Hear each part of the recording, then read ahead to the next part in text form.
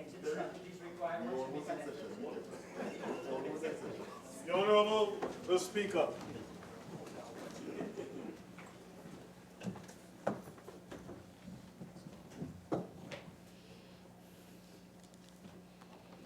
Almighty God, we give thanks to you, the creator of the universe, and humbly beseech you to direct and prosper the deliberations of the members of this house here assembled for the advancement of your glory and the trust and welfare of the people of Trinidad and Tobago. Grant that peace and happiness, truth and justice may be established among us for all generations. Amen, Amen, Namaste.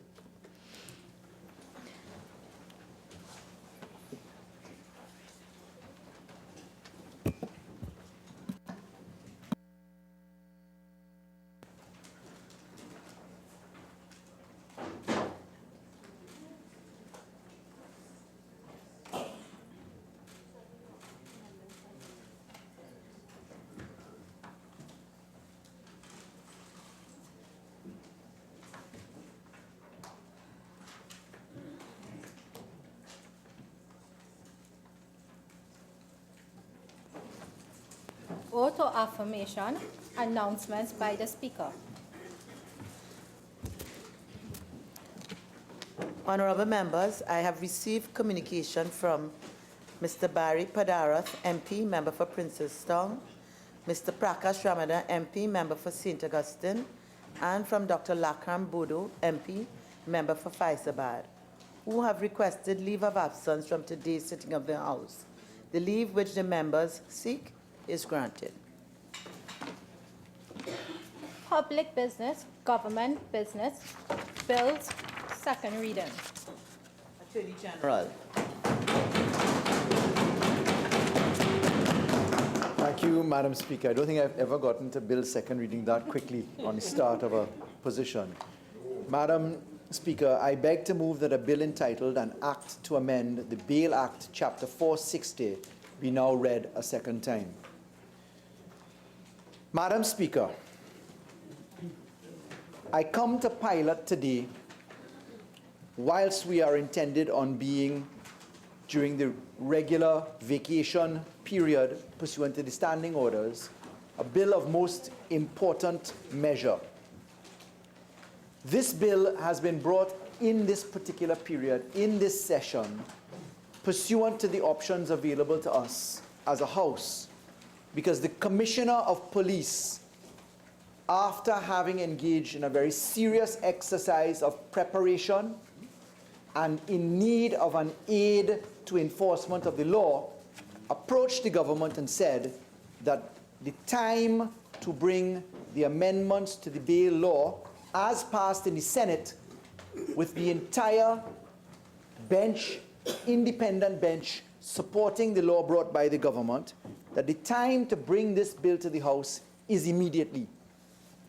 A government and an opposition sit in the House of Representatives, and pursuant to Section 53 of the Constitution, we are here to make law for the peace, order, and good government of our society.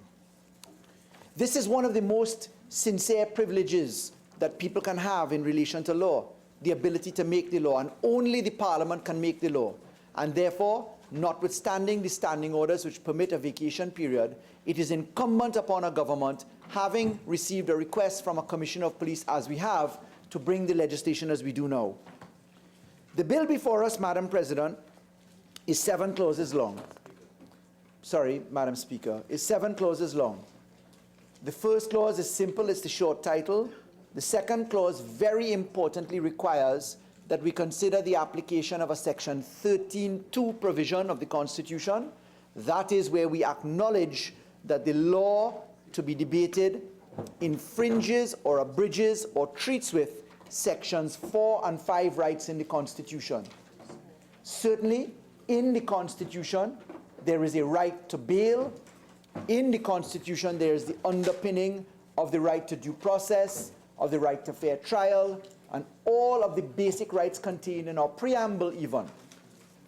Therefore, it is incumbent upon us to put in Clause 2, which treats with when a bill is deemed to be inconsistent with Sections 4 and 5, that we call in the aid of Section 13(2) of the Constitution. And I'll spend some time on section 13.2 in a while. Clause 3, of course, simply says that the act that we're amending is the Bail Act. And clause 4 improves a very important provision in the definition of a court. We now add in the concept of a master. Why? Because we have amended our administration of justice pursuant to the criminal division law.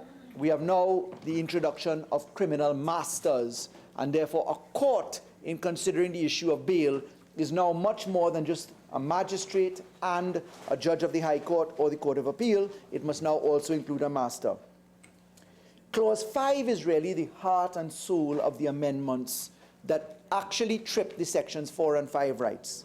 And clause 5, which will require a considerable amount of detail in piloting, is one which effectively seeks to simplify the approach to treat with bail amendments.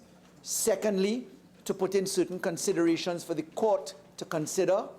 Thirdly, it treats with a reversal of burden of proof in a manner which is consistent to laws in the Commonwealth elsewhere.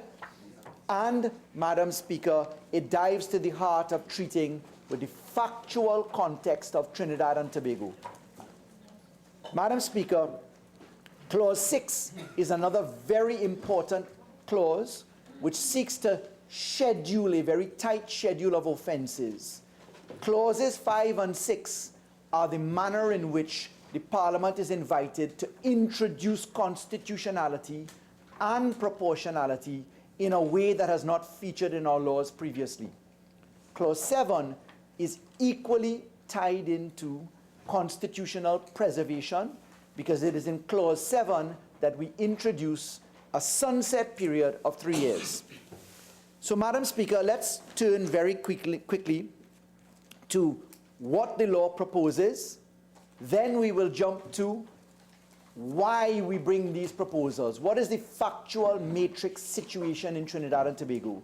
And I wish, for the benefit of the Privy Council, let me repeat that, I wish for the benefit of the Privy Council to attach myself immediately to the statistical information and reasons that the Minister of National Security will bring to the Parliament today, because in the Commonwealth, there has never been a test, a judicial analysis, certainly up to Privy Council level, of the Section 13.2 equivalent that this law will come into effect. We are confident that this matter will go to court. We are prepared for it to go to court. And for the benefit of the Privy Council, I ask, under the rule in Pepper and Hart, to tie myself and the mover of this bill, the presenter of this bill, to the contribution of the Minister of National Security and the Minister in the Ministry of the Attorney General, the member for Laventille West.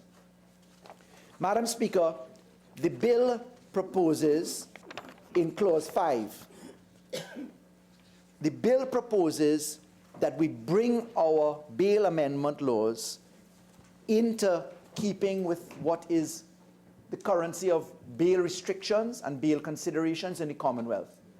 To do this, Madam Speaker, we come now and we say in the law that we effectively wish to consider the situation of a restriction on bail in effectively 2 circumstances. The first circumstance is if you have a conviction for a very serious type of offense listed in the second part to the schedule, which is contained in the schedule to this bill. If you have a conviction for a serious offense there, and you have a charge for that same type of offense in the schedule, you ought not to be considered for bail, unless the court treats with it in a particular way, and I'll come to that in a moment. The second circumstance that this clause 5 treats with is what we call a charge basis.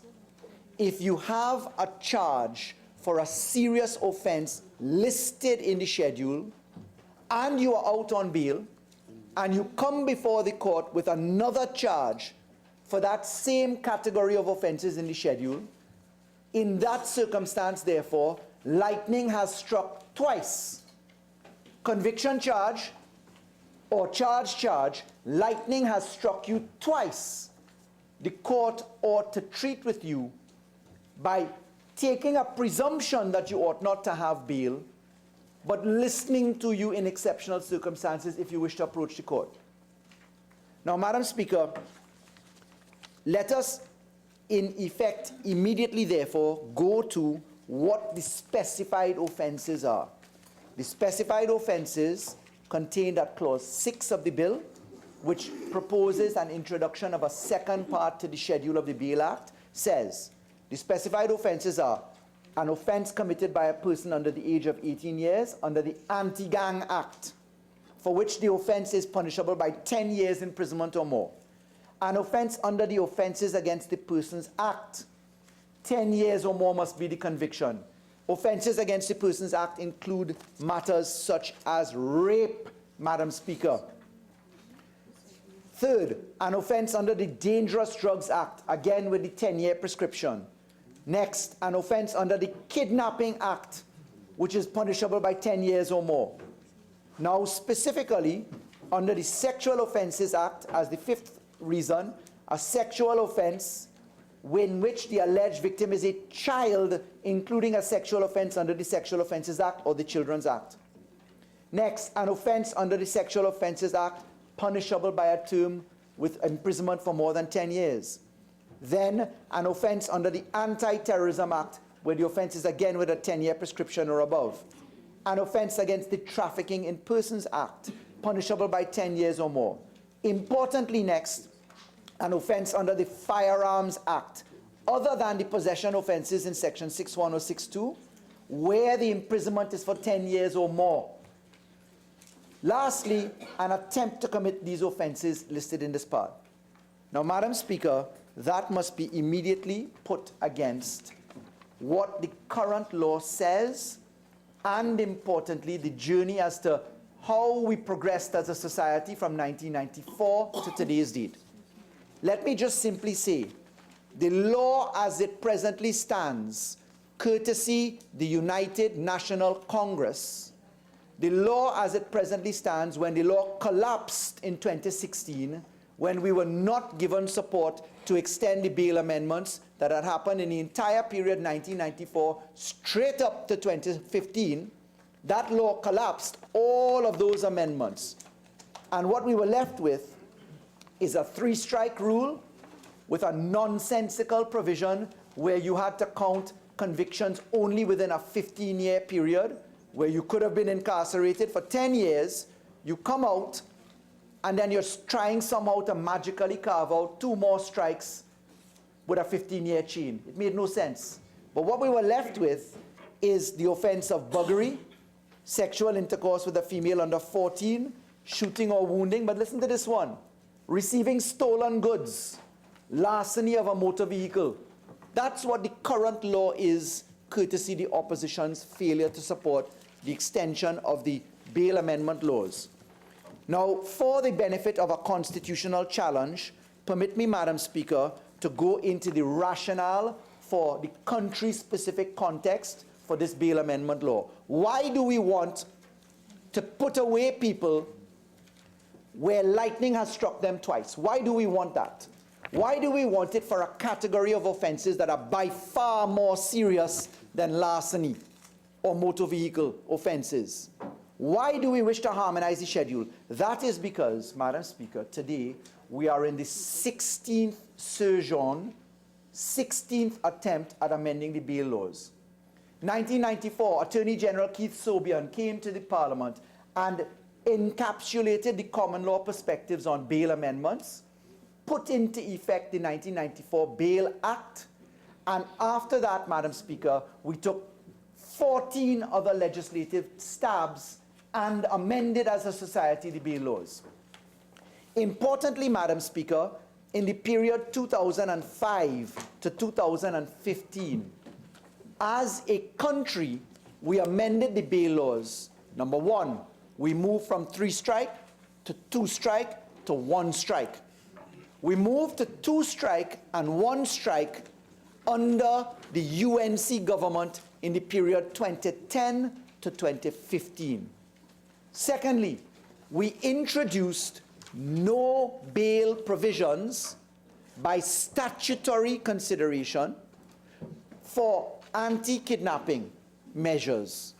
In the period 2005 to 2008, the PNM government battled with the UNC opposition, introduced a restriction for bail that said you could not have liberty for 60 days if you were charged with a kidnapping offense, especially kidnapping for ransom.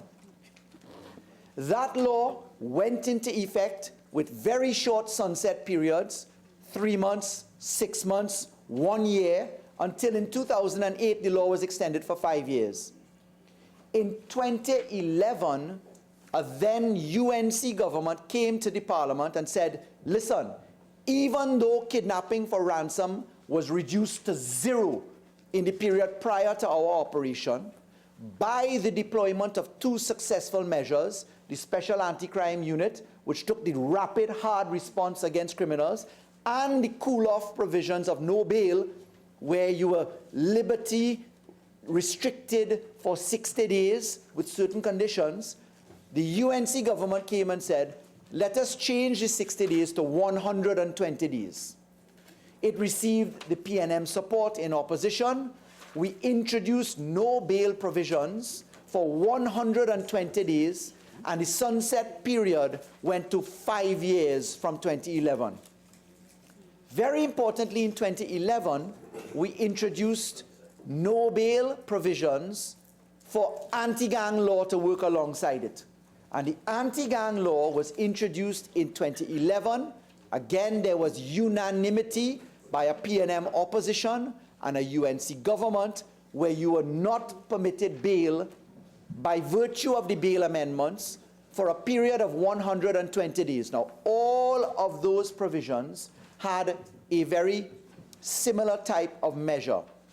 You were not permitted bail pursuant to the amendments to Section 5 of the Bail Act for 120 days, but if your trial had not started in that 120 days, or previously 60 days, you could approach the court and ask for consideration of bail.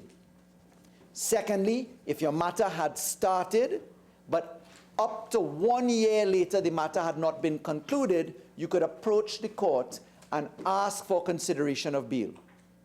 So, Madam Speaker, let me put it very simply.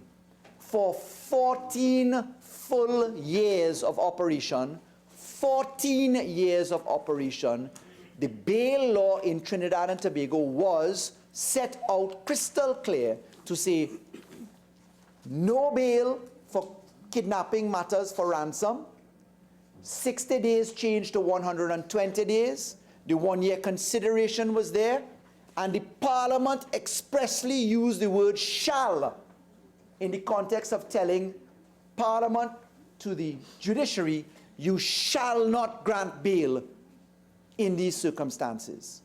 That's the law. What happened in 2015? There was a change of government, and in the change of government, the PNM took the particular government offices under Prime Minister Rowley. And Madam Speaker, in 2016, when the sunset was coming into its final days, we came to the Parliament with anti-gang legislation. We did not receive the extension for a 2-year period which we asked for the anti-gang law or for the bail amendments. The Anti-Gang Act collapsed. The bail amendments cascaded back to 1994, as there was only a small savings for the 2005 amendments. So our law reversed by 25 years as we stand on today's date. 25 years of legal reform in bail law was wiped out by an opposition sitting opposite us now telling us you cannot have the law.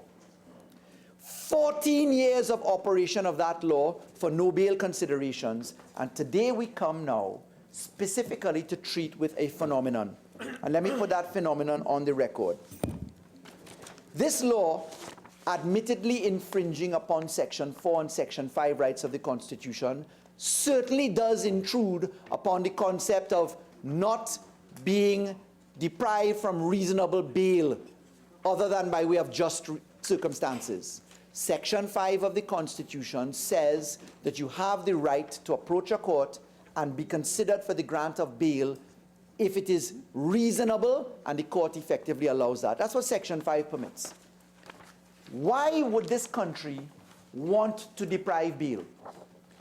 Section 13 of the Constitution says, Trinidad and Tobago acknowledges in a very unique way, we are the only country with a law of this type. Our Constitution says you can abridge the rights to freedom. You can abridge any right in Section 4 or Section 5. You may abrogate, abridge, or treat with those laws, provided that it is done with a requisite majority support. Two areas of the Constitution tell you what the majority support looks like. Section 13 says, if you want to treat with a Section 4 and Section 5 right, pass it with a 3/5 majority. And Section 54 of the Constitution says, if you want to amend the majority measures, pass it with 2/3 or 3/4 support. In Section 13(2), you can have a 3/5 support, but there's a caveat to that. The law must be reasonably justifiable in a society such as Trinidad and Tobago. I have confirmed with Senior Counsel Fayed Hussain, who is in my mind certainly one of the best constitutional lawyers in the Caribbean, that there has never been a test as to a 3/5 constitutional saving for a law which abridges Section 4 and 5. That test, Madam Speaker, will actually come by virtue of appeals which are now moving to the Privy Council. And those appeals, Madam Speaker, are in the cases of Daniel St. Omer versus the Attorney General, CV number 2015-03475, and John Stuart Charles versus the Attorney General, CV 2016-00074. Those two matters will go to the court, which is our highest court of appeal, the Privy Council, and there for the first time will we consider the four corner parameters of a Section 13 consideration. So, what is justifiable in a society such as Trinidad and Tobago? Accept for a moment that proportionality must be had. The law must have a legitimate aim. The law must be rationally connected to that legitimate aim. The law must have the least intrusive measure of treating with that legitimate aim. And the law must effectively be reasonably proportionate in a society such as ours. What does our society look like, Madam Speaker? Our society, and here is where I tag on to Minister Young's upcoming contribution, has seen an exponential growth in criminality, coupled with an exponential success rate from the TTPS. But the TTPS, in arresting more people while crime is growing, effectively the society is continuing to battle with the same issue. So what do the statistics tell us, Madam Speaker? Commissioner of Police Gary Griffith came to the public domain, and in today's papers, under the byline of Anna Ramdas, the 30th of July 2019, there appears, yesterday, criminal linked to 47 murders. The Commissioner of Police says that the one criminal was linked to some 47 murders in Trinidad and Tobago. And if the bail bill was in effect, these killings could have been prevented. Madam Speaker, I'm sure Minister Young will go into better detail on that. But let's look to, and could you please let me know what time I must end in full time, Madam Speaker? Attorney General. Thank you very much. Reported gang murders for the period 2015 to 2019. Madam Speaker, we have gone as follows. 2015, 141. 2016, 127. 2017, 118. 2018, 183. Take the figure in 2019, which is at 69, we have 638. Reported firearm-related murders, 2015 to 2019. 2015, 340. 2016, 351. 2017, 377. 2018, 416. 2019 at present, 195, a total of 1,679. Reported gang-related murders committed with firearms. We take 2015 to 2019. 2015, 139. 2016, 121. 2017, 117. 2018, 182. 2019, 69 and counting, a total of 628. Persons charged for the period 2009 to 2019 for firearms found and seized, Madam Speaker. In that period, 2009 to 2019, we have had 6,387 firearms found and seized. The figures, Madam Speaker, demonstrate in particular that in 2017, 2018, and 2019, for the first time in Trinidad's history, we have submachine guns. The number was 0 for every year until 2017, when there were 23, then 2018, 14, 2019, 6. Madam Speaker, revolvers every year up, homemade shotguns, machine guns, Madam Speaker. 2015, 23, 2016, 16, Madam Speaker. Madam Speaker, when we look to reports of firearm-related offenses in the period 2009 to 2019, 17,271. And even though that figure, Madam Speaker, sees a dip in certain years, we saw the greatest dip in the period 2013, listen to this, 2009, 2,557, 2010, 2,327, 2011, 1,620, 2012, 2,100, 2013, 1,482, 2015, 1,059, 16, 1,179, 17, 1,577, 18, 1,552. Now, I focused upon the period prior to 2015, Madam Speaker, because there is a nexus to the law that we're asking for today. Arrest for possession of firearms. 2009, there were 360. In 2018, there were 804. And whilst the arrests go up, Madam Speaker, clearly we have a phenomenon to deal with. Arrests under the Anti-Gang Act.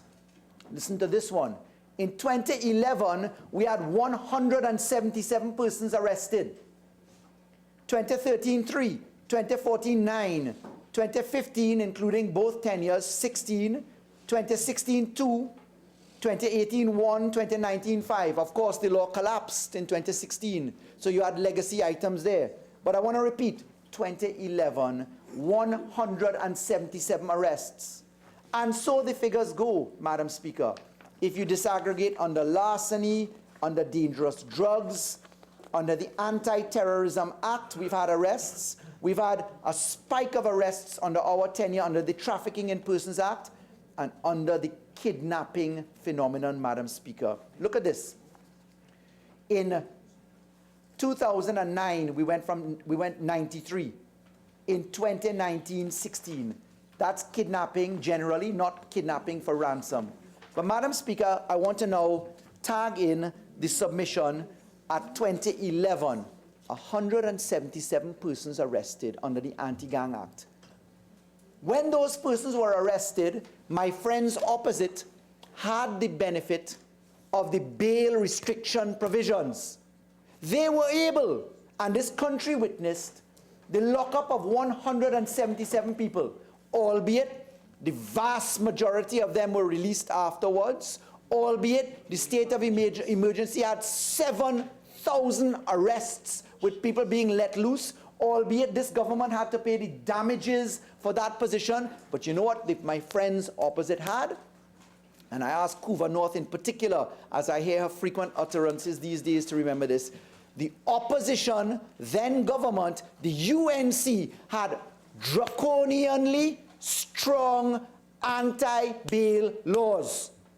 It's a fact. Operated with the full knowledge that they could put people away for 120 days or up to 1 year safely using that law. There was never a cry from a PNM, then opposition or government, that that law was unconstitutional. Permit me to say this.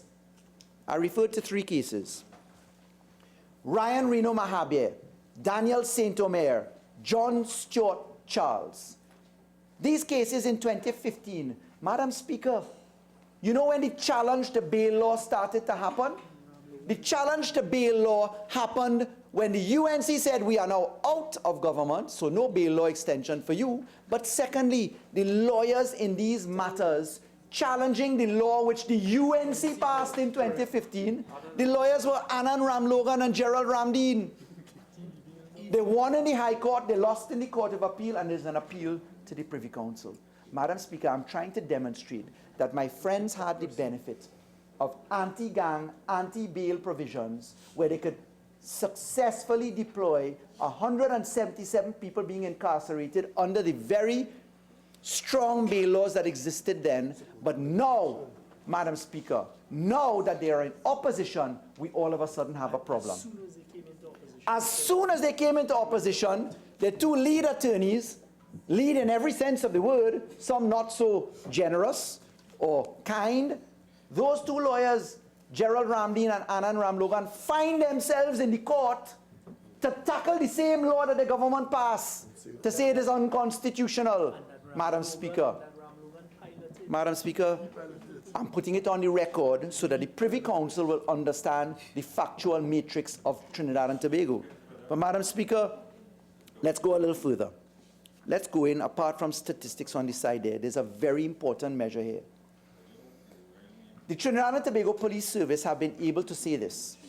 The total number of suspected gang members, I repeat, suspected gang members charged pending matters for one offense, which would be the offenses listed in this bill, the Part 2 in Clause 6, which we put in now. We've scrubbed the data against gang members right now. And we know for a fact in 2016, 71 gang members for 2016 would have one charge already. We know for 2017, 35 gang members would already have a charge. We know for 2018, 76 gang members will already have a charge and be out on bail. We know for 2019, 23 gang members would already have a charge and be out on bail. Madam Speaker, 2016, of people that have 2 or more charges and out on bail. 2016, 14 people, suspected gang members. 2017, 3. 2018, 24. 2019, 4. So we've taken the data of suspected gang members, we've applied it against the formula which we bring now, and we know for sure, Madam Speaker, 71 plus 35 plus 76 plus 23, 14 plus 3 plus 24 plus 4. Madam Speaker, when my friends opposite want to know if the Bail Act should work with the Anti-Gang Act and why the Anti-Gang Act needs to bring results, the results can happen here now. Because put it in the context of what Commissioner Gary Griffith told the nation yesterday, that one man, I just call 100 people here, plus 200, 300 people plus, one man, according to the Commissioner of Police, is suspected to be the perpetrator of 47 murders. 47 murders. I'm saying these words to the Privy Council today.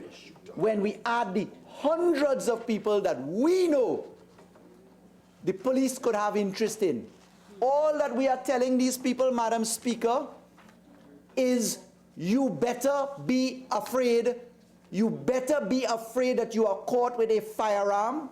If you are caught with a firearm, you are subjected to this law because you're being caught for a second time. If you are caught raping a child, you are caught for a second time.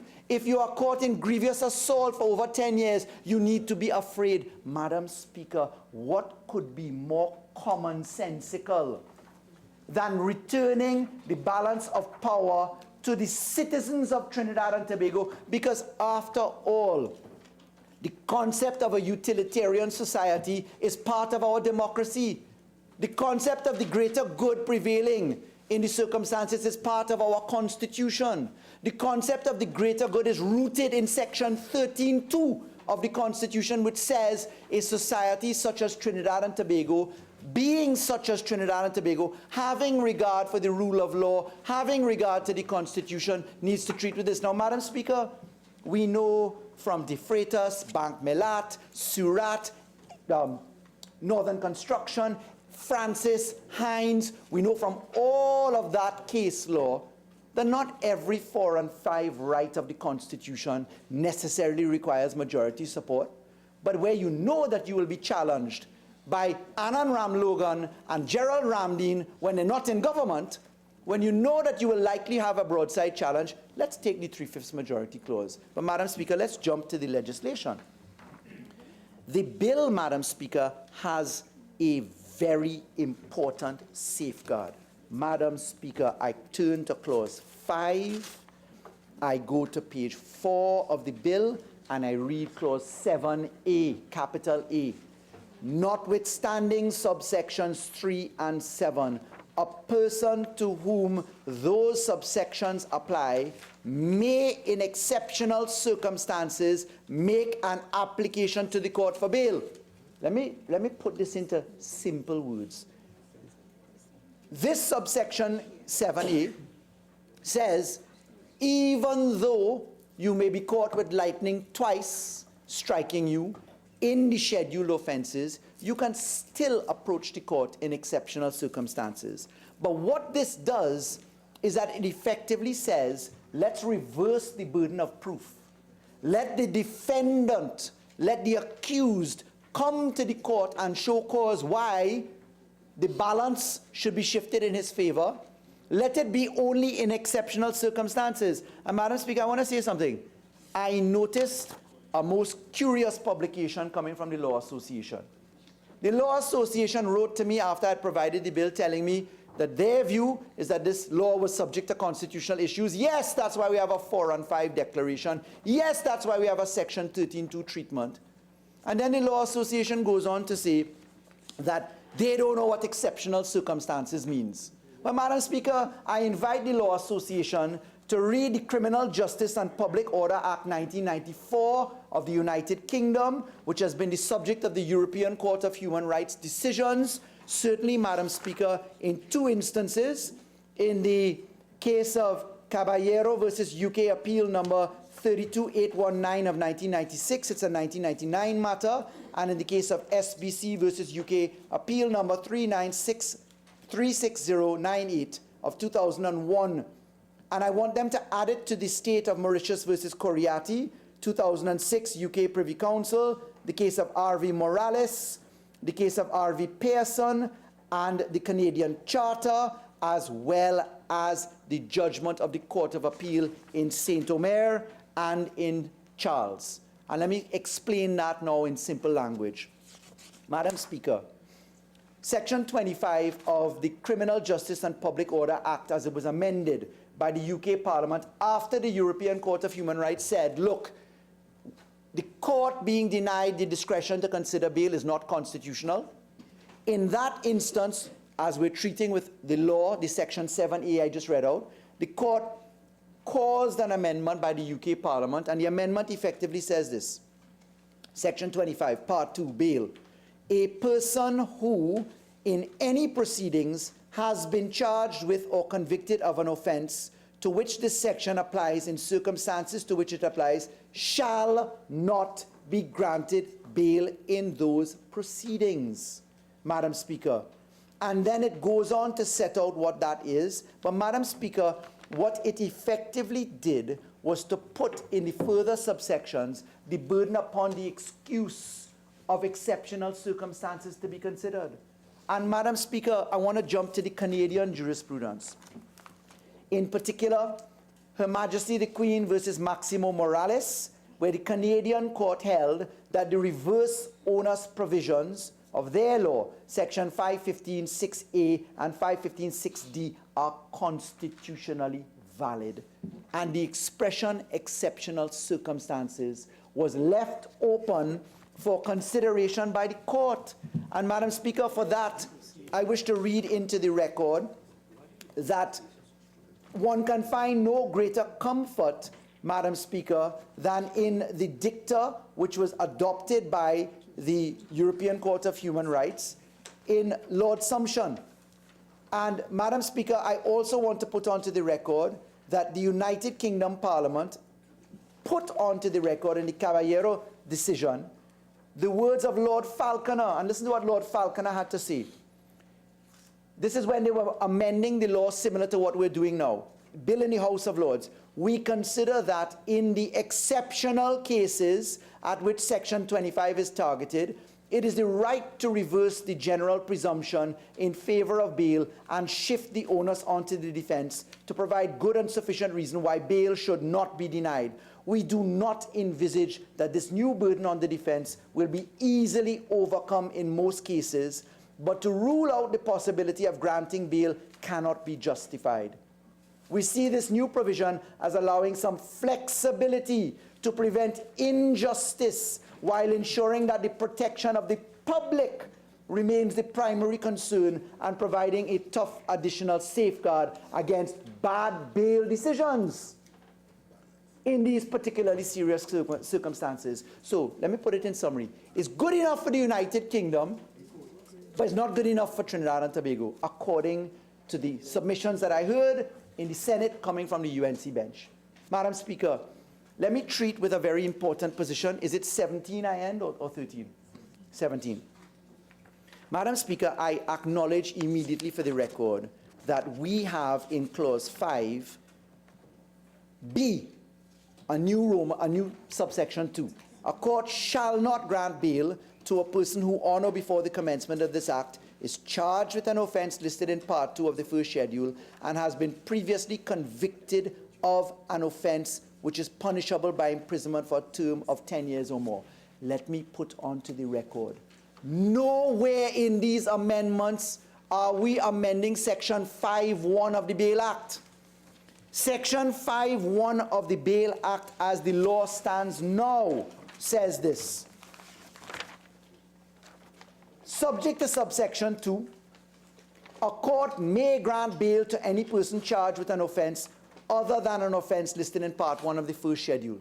In other words, Madam Speaker, we fall to the aid of the Court of Appeal, Madam Speaker, the Court of Appeal in the same case that Anna and Ram Logan lost in the Court of Appeal, in the same case that Gerald Ramdeen lost in the Court of Appeal, where the Court of Appeal upheld the law that they were tackling. They were tackling their own law. The Court of Appeal said you're wrong, and the Court of Appeal said because you have Section 5.1 of the Bail Act unamended, you are safe in constitutionality, Madam Speaker.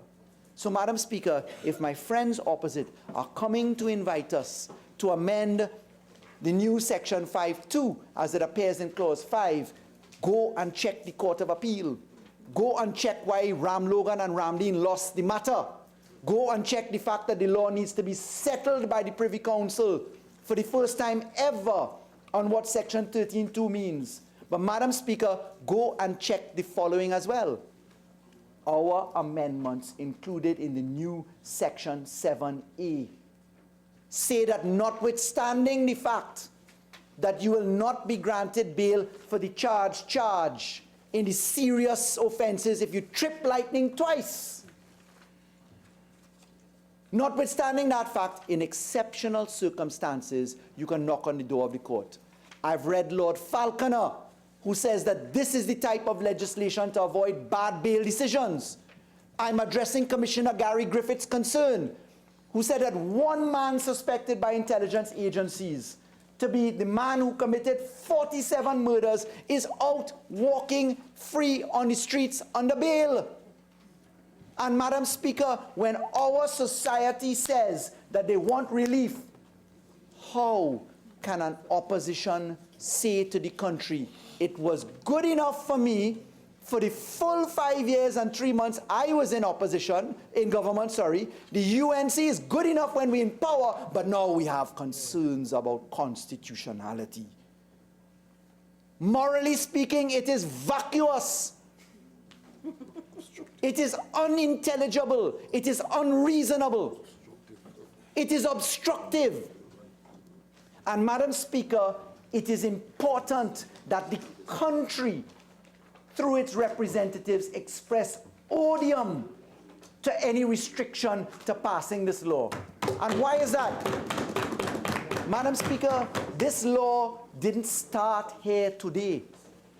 This law started in the Senate. And in the Senate, we had the support of all voices, yes, on the independent bench, including senior counsel Sophia Choate, a reputed practitioner of high repute in the criminal arena. And Madam Speaker, we had John Heath, Senator John Heath, we had criminologists, we had psychologists, we had the comfort of Senator Vera, we had the comfort of common sense, we had the comfort of precedents, Madam Speaker. Precedents in 2005, 2006, 2007, 2008, 2009, 2010, 2011, 2014, 2015. Full precedents. We come today with a law that is eminently more balanced and more constitutional, anticipating that the criminals have the right to innocence until proven guilty. They have the right to approach the courts, but we have the right to protect the citizens too. Yeah. We have the right to fight back. We have the obligation to empower the Commissioner of Police. The man who we said yes to and they said no to has asked for this law, knowing full well that he could speak to the precedents because he was part of a cabinet that passed the same law. He was part of a UNC cabinet. When everybody said yes to the law in a more draconian form, that Commissioner of Police, this Commissioner of Police, knows full well the minds of his colleagues. He must know it. 7 families murdered, yes. 7 families experiencing murder of their people. But what happened if those people were allowed to have the perpetrators who are perhaps under investigation now, and there were 2 strikes? They would be behind bars. And it is obscene to bring death and tragedy, Madam Speaker, as the sole excuse. Member for Couva South. Member for Couva South. Don't let me have to question you again, please. Attorney General. Madam Speaker, this law deserves support. It is immediately required. It would be infradig to recant on position, and I beg to move.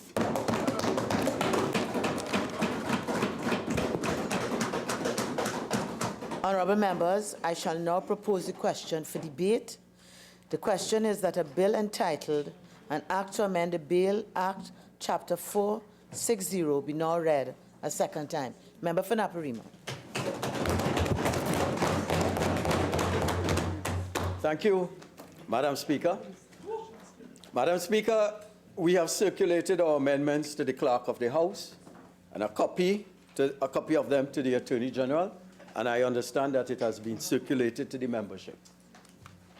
Madam Speaker, we on this side, as I begin, would wish at this time to extend condolences to all the families and loved ones who have been recent victims of the spate of murders, violence, and mayhem experienced by our citizens.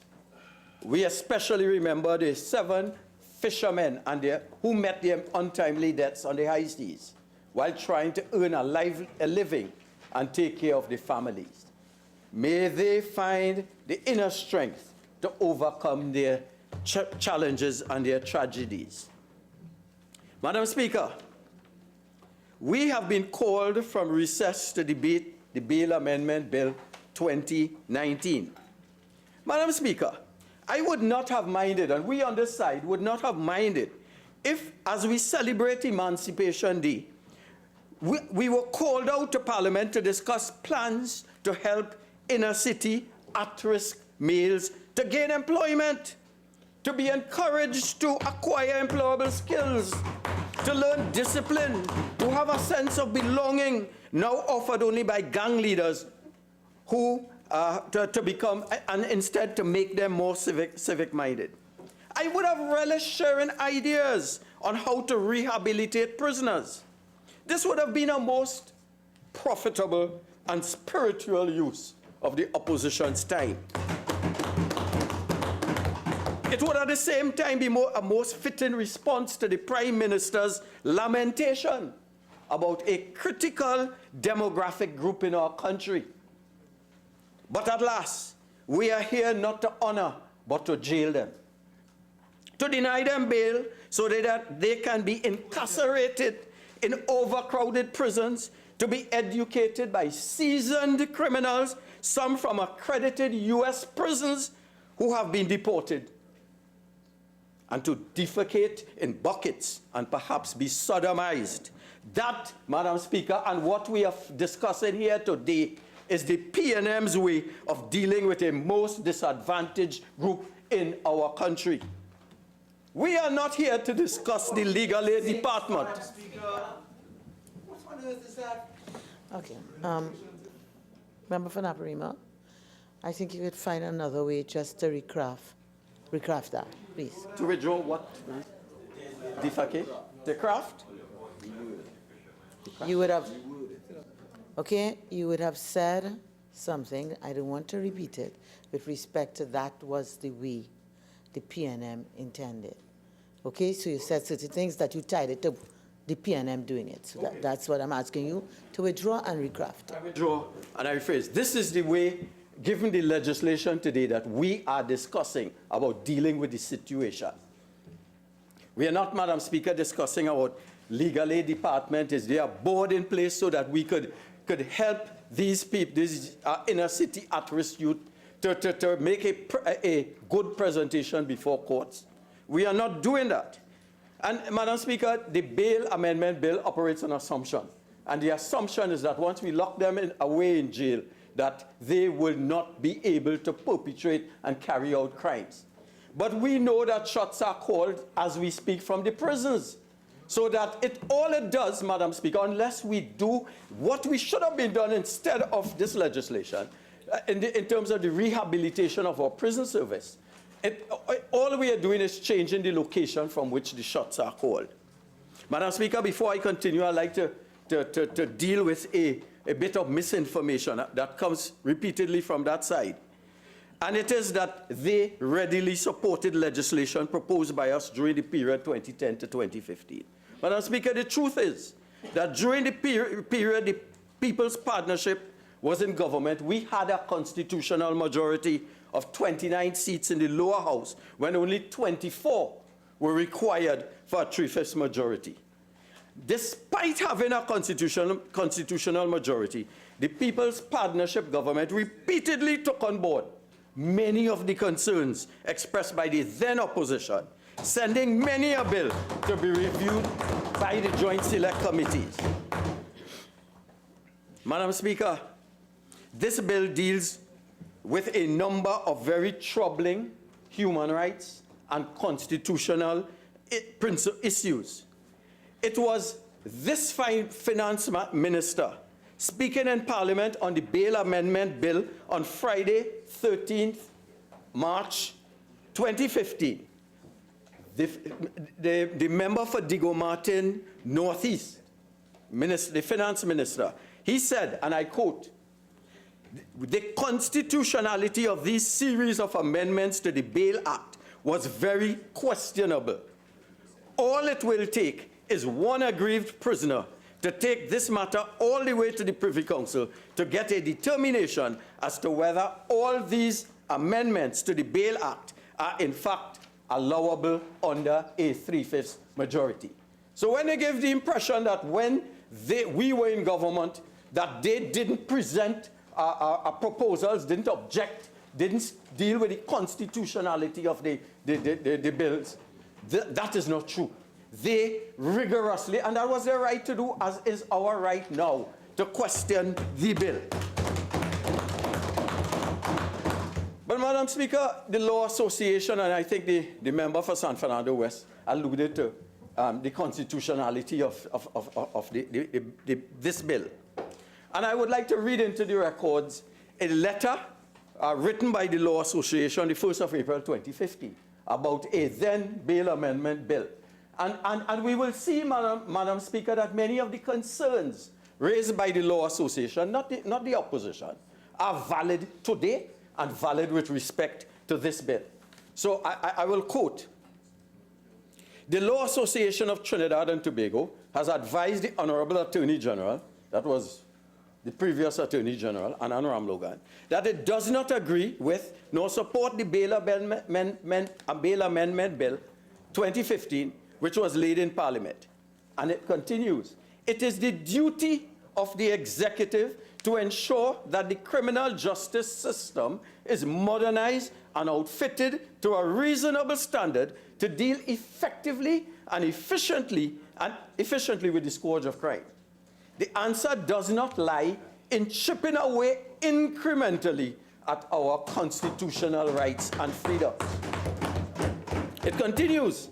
The present system is overburdened, and it may take as many as 3 years for the prosecution to be ready to proceed with trial. The 120 days has no relation to the time it takes the state to get expert reports ready to be presented in the courts. In this regard, all that will be achieved is the pre-trial detention of civilians in violation of the presumption of innocence and the protective constitutional provisions. And it continues on just briefly. The legislation purports to restrict the granting of bail to an accused person by not permitting that person access to the courts of law to hear an application for bail for as long a period as 120 days. And that is relevant to this bill from the reading of the charge. This amounts to the denial of a person's constitutional rights. And given the constitutional guarantees of reasonable bail, coupled with the presumption of innocence and the right to be brought promptly before an appropriate judicial authority, even in the face of firearms and firearm-related offenses, the Law Association considers the proposed amendments a disproportionate response. End of quote, Madam Speaker. End of quote.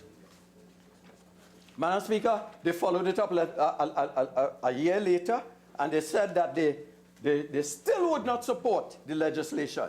And they further stated that there were significant deficiencies in the forensic system, resulting in unreasonable delays in forensic testing, which resulted in the fact that people were unlikely to have matters involving the use of firearm heard within at least a minimum of 2 to 3 years.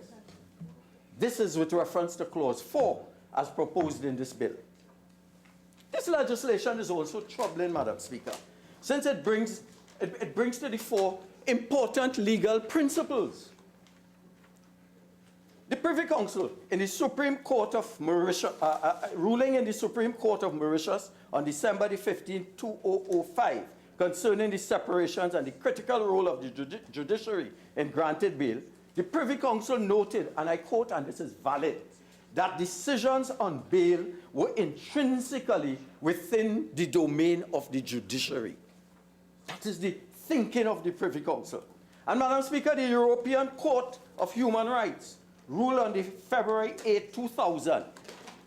The European Council of Human Rights accepted, I'm quoting here, accepted in a unanimous judgment the United Kingdom's government's concession that the automatic denial of bail pending trial was a breach of Article 5.3 and 5.5 of the European Convention on Human Rights. May I ask the cases, please? I'll present that later. This issue of bail denial and the curtailment of the judiciary in granting or the denial of bail. Point of order, just on general privilege, I am unable to respond if there's a quote from the Privy Council, I don't know which case. Then I cannot establish the veracity of what the member is saying. Attorney General, I believe the member did give a citation. He gave a citation with respect to a case from Mauritius.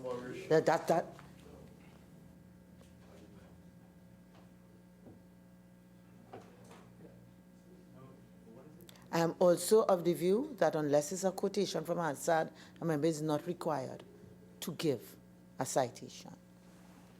Thank you very much, Madam Speaker. Madam Speaker, the issue of bail denial and the curtailment of the judiciary in granting or denial of bail raise many troubling considerations. We, as a responsible opposition, and recognizing that we are part of the legislative process, and maintaining our commitment to the passage of good legislation and our interest in dealing with the scourge of crime, would like to say upfront that we have significant reservations about this bill in its current form. Accordingly, we will be providing amendments which we would put forward, and we have already done so. But given, Madam Speaker, I'm not hopeful, because given the government's past approach to suggestions from this side, I am almost sure, 100% sure, that they would not be entertained. Madam Speaker, the fundamental question we need to ask is, why are we looking at this bill today at this time? Madam Speaker, in 2011, the member for Digo Martin West, speaking as opposition leader on January the 12th on the Prevention of Corruption Act, warned, and I quote, "I would advise the government to pay some more attention to the support structures for the existing legislation package, and in that way get more effect against the criminal element than just throwing out legislation. Coming to Parliament and passing more and more laws, while existing ones that are doing about the same thing are in themselves not fully utilized." And the Prime Minister went on, the opposition leader then, now Prime Minister, went on to say, the number of laws is not what is going to turn the crime rate around. End of quote. Madam Speaker, we already have a suite of laws existing or proposed by this Attorney General, which are supposed to act as deterrents to crime. These all have draconian penalties. And in the absence of empirical data, and we got data, but not the relevant data that is cogent to the arguments and to the bail amendment bill, issues raised in the bail amendment bill. In the absence of empirical data, we have heavy penalties, and we wish to say that heavy penalties do not equate to crime reduction. There are already heavy penalties against criminals in Section 7 of the Anti-Gang Act. A person who, and I'm quoting, a person who coerces, encourages, entices, aids, or abets another person to be a gang leader or a gang member commits an offense and is liable on conviction and indictment to imprisonment for 25 years. Indictment, as I take it, means no bail, and he's entitled to imprisonment for 25 years. Furthermore, Madam Speaker, in Section 8(2), it states, a person who contravenes Section 8, subsection 1, commits an offense and is liable on conviction and indictment to imprisonment for 30 years. So we're just making law 100 years, 200 years, a lifetime, 6 lifetimes. What is the empirical data that suggests that the law of diminishing returns do not kick in, the laws do not kick in with respect to increasingly draconian legislation? The Firearms Act in Section 6, subsection 4, an offense carries a penalty of conviction on indictment for 25 years or life imprisonment if a person has 2 previous convictions. We have the laws. It was the Prime Minister, former leader of the opposition, who said, make the existing laws work. Do not come, pull us out of holiday to discuss something. And Madam Speaker, I will guarantee we will come here in 6 months and there will be no dent in the murder rate in Trinidad and Tobago as a result of this legislation. And you see, Madam, you know why we have our reservations? The government has said that this bill is important in the fight against crime. The Attorney General, Faris Alwari, stressed on the importance of the bill during a post-cabinet media briefing on Thursday, 24 July 2019. He says, this law provides a fighting chance for the people of Trinidad and Tobago. But that was said with the anti-gang legislation. And the question is, if this piece of legislation is critical to the government's claims, why did they not bring this bill to Parliament for debate right after it was passed in the Senate in June? Why did they wait until Parliament was closed? Was it the government forgot, Madam Speaker? Or did they intentionally bring this bill during a special sitting to further their PR strategy that they are seriously concerned about crime and the opposition's examining the shortcomings of the bill and not supporting it will be tagged with the PNM, with the government's inspired falsehood that we are not supporting the government in its fight of crime. But I want to tell them today that, subject to reservation, we will support the legislation. And then you will have nothing to say when the results are not forthcoming. You cannot not perform, have no plan to deal with crime, murder rates exist unabated, and then you turn and blame the opposition. We will not allow that. It will not happen. Madam Speaker, it is clear that they are at sea in the fight against crime and trying to give the impression that they are on top of the crime situation. Oh, we're willing to work, we're willing to come out on our holidays to pass legislation. And their own leader has said that passing of more and more law will not reduce crime. Who are they fooling, Madam Speaker? The Commissioner of Police has reportedly said that the bail amendment bill is necessary and, quote, would ensure that a criminal is incarcerated for 120 days, allowing victims to come forward with the knowledge and the sense of safety and protection that the perpetrator is behind bars, which also lessens the opportunity for reprisals. You said that. So we support this bill in principle, but wish to advise the population that there are shortcomings which we hope this government will address. And Madam Speaker, I want to stress something. Our track record in supporting this government is significant and it is admirable. We made over 50 amendments to the Anti-Gang Act, leading to a superior piece of legislation. We supported the act after the government took on board our concerns into consideration, which improved and strengthened it significantly. We did it with FATCA, Madam Speaker, and other bills, and the civil asset, and explain your wealth. We are a responsible opposition, so do not come and cry crocodile tears, Madam Speaker, crocodile tears, and saying that we didn't support and we supported. At that time, you supported because you knew we had a constitutional majority. Reasons why this bill requires further deliberation and amendments. Madam Speaker, who is more dotish than you? He used the word at me first. Madam Speaker, you are not doing. I am certain that the member for Naparima did not intend me. No. So therefore, Attorney General, we are not allowed any personal reflections. I'd ask you to withdraw that because I heard it. I certainly withdraw, Madam Speaker. There must have been some constitutional majority. Please, Member for Naparima, withdraw that, please. Madam Speaker, I withdraw it. Right, don't be led astray. You're speaking to me. Thank you. Continue. Madam Speaker, the reasons why this bill requires further deliberation and amendments. Madam Speaker, more needs to be done to stop the pipeline of our youth into a life of crime. This will not be addressed by putting more citizens into jail and enforcing harsher penalties. It will not be done. Madam Speaker, we could look to the United States. With 2.2 million incarcerated citizens, it has the largest prison population in the world, the United States. More than India, with a significantly larger population. The United States has a larger prison population than China, Russia, and the Philippines. And this was the result of ill-conceived legislation like this bail amendment bill, of locking up people and putting them behind bars. Madam Speaker, today in the United States presidential debates, there was one last night and one tonight, and one a couple of weeks ago. The presidential candidates, the older ones, are apologizing for their involvement in passing harsh legislation, which resulted in the United States having a large prison population.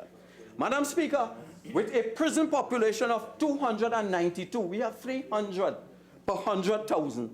Trinidad and Tobago will soon be ranking with countries like North Korea, like the Philippines, and others with large prison populations. This legislation is about putting people in prison making it difficult for them to get bail.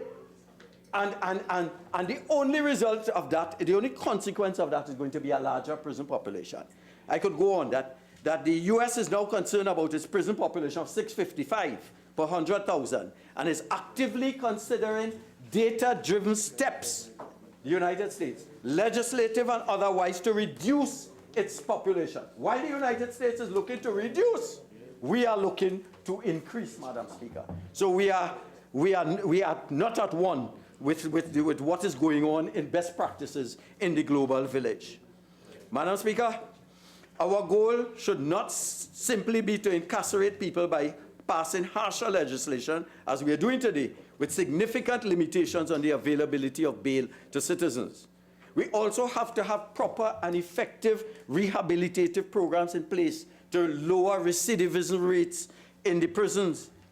Our Attorney General has said during his Senate contribution, he said that the recidivism rate has gone up from 68% in 2009 to 77% in 2019. Madam Speaker, something is wrong if we operate on an attitude of jail them, harsher penalties, punish them, knowing that we have an inefficient judicial system,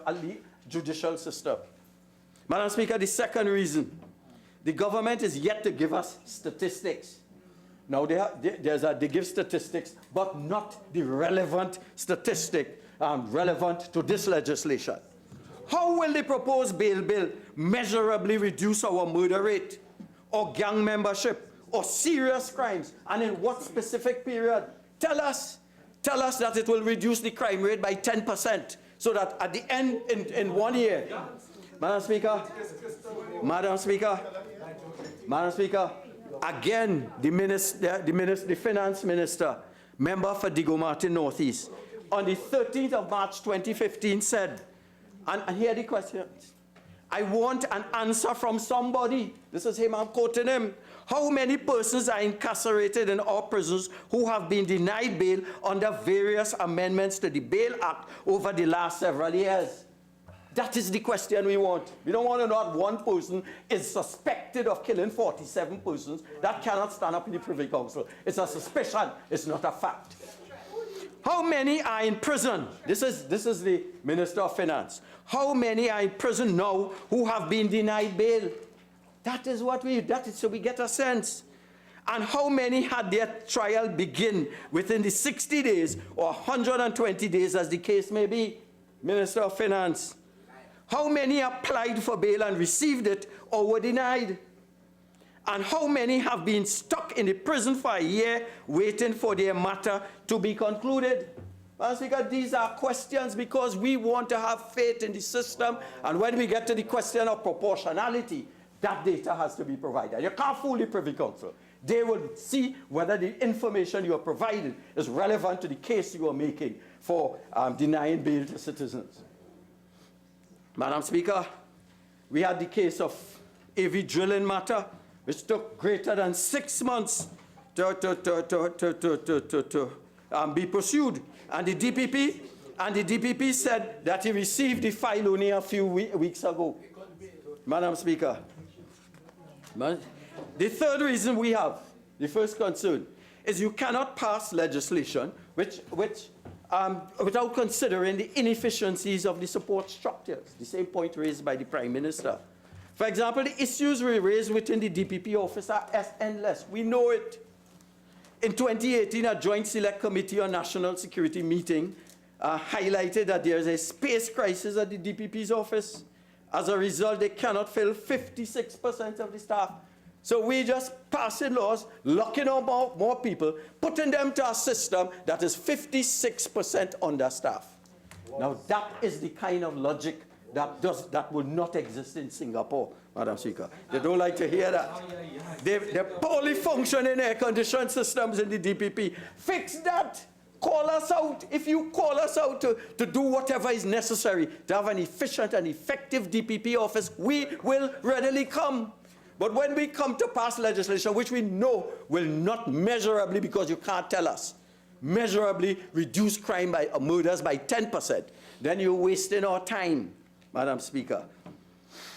Madam Speaker, Section 4 subject to and I'm reading section 4, subject to subsection 5, where a person is charged with an offense mentioned in subsection 2 and 3 and brought before a court, but no evidence has been taken within 120 days of reading a charge, that person is entitled to make an application to a judge for bail.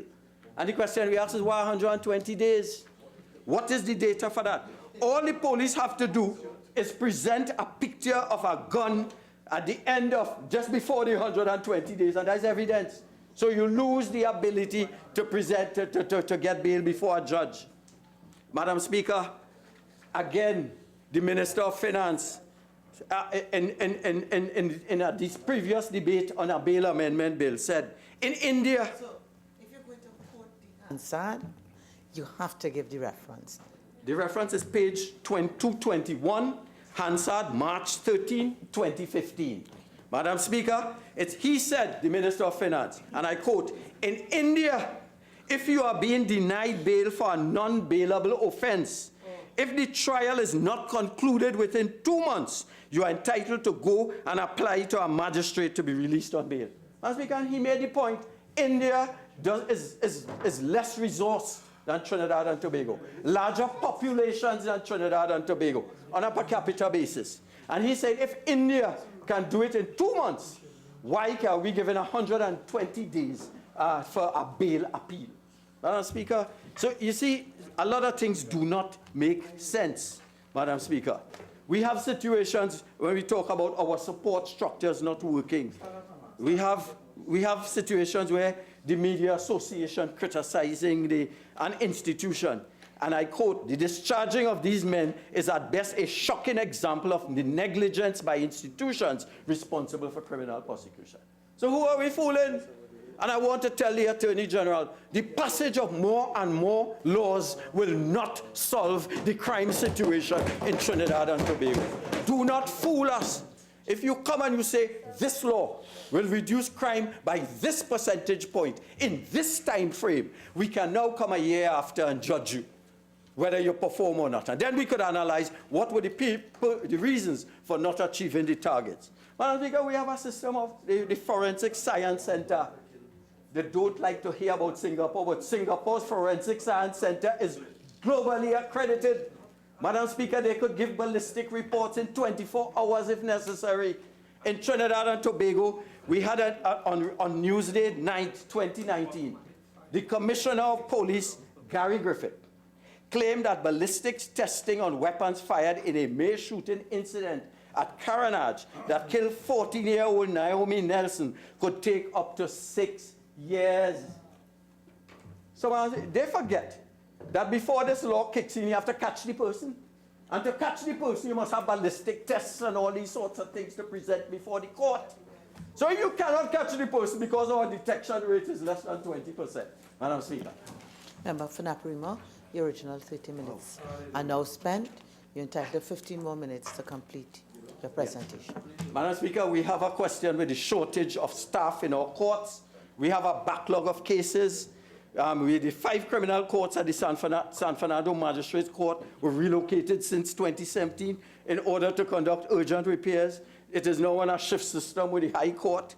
The Daily Express reports until September the 26th that the unusual routine of the San Fernando High Court was disrupted and delayed due to the lack of printer paper. That is where we are. You know, it's like passing more and more legislation. It's like putting a rocket engine in a donkey cart. Madam Speaker, and it's operating on a road in Barrapo with potholes all over the place. It will not work. And this government has to realize, and this is where I admire my colleague. I mean, I used to give him a rough time, but he is an eminently qualified person. He knew what he was talking about, the former Minister of National Security from Point Fortin, when he spoke about an all-of-government approach. Yes. I didn't understand it then, but I understand it now, what he was talking about. You cannot solve crime by passing laws if you have a judiciary that is not working. In fact, he's a better Minister of National Security. What he lacked was support from his colleagues, Madam Speaker. Madam Speaker, the Princestown Magistrate Court is not used. It's now in Mayaro, Madam Speaker. Rio Claro, sorry. Essentially, these organizations have been crippled without a full working force. and the lack of resources then resulted in cases being piled up, and we're going to pile it up more. And you could give statistics. If you bring 1,000 more people, you're putting them in prisons that are overcrowded. We need to revamp our education system so that graduates will not, the majority of our graduates will be civic-minded, will feel a sense of responsibility. In my time, we had students' companion. Yeah, sometimes I feel they haven't read the books, man. King Cafetra in robes and crown, the king stepped down. Yeah, it would do them why? It would do them better, Madam Speaker, to have had what we call a classical colonial education, Trinidad and Tobago. New shillings arithmetic.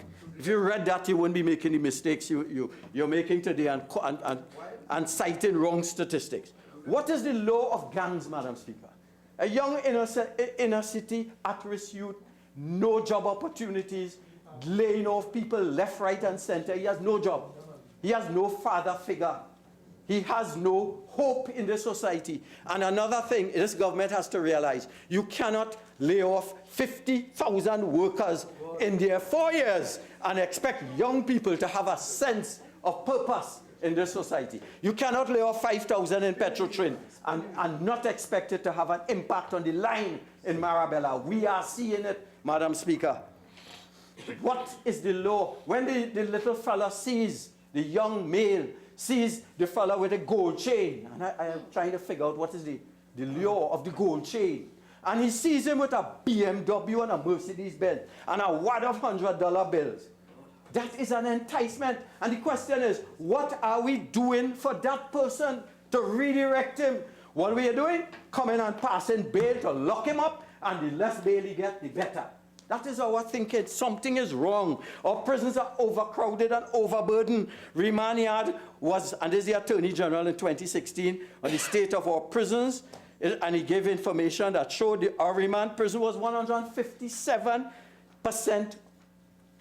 with that overcapacity of 157%. Port of Spain prison, 290%. Oh Lord, there's no space. Where these people that you're going to deny bail, where you're going to put them, Madam Speaker? And we forget that the prisons are now the Harvard for training criminals.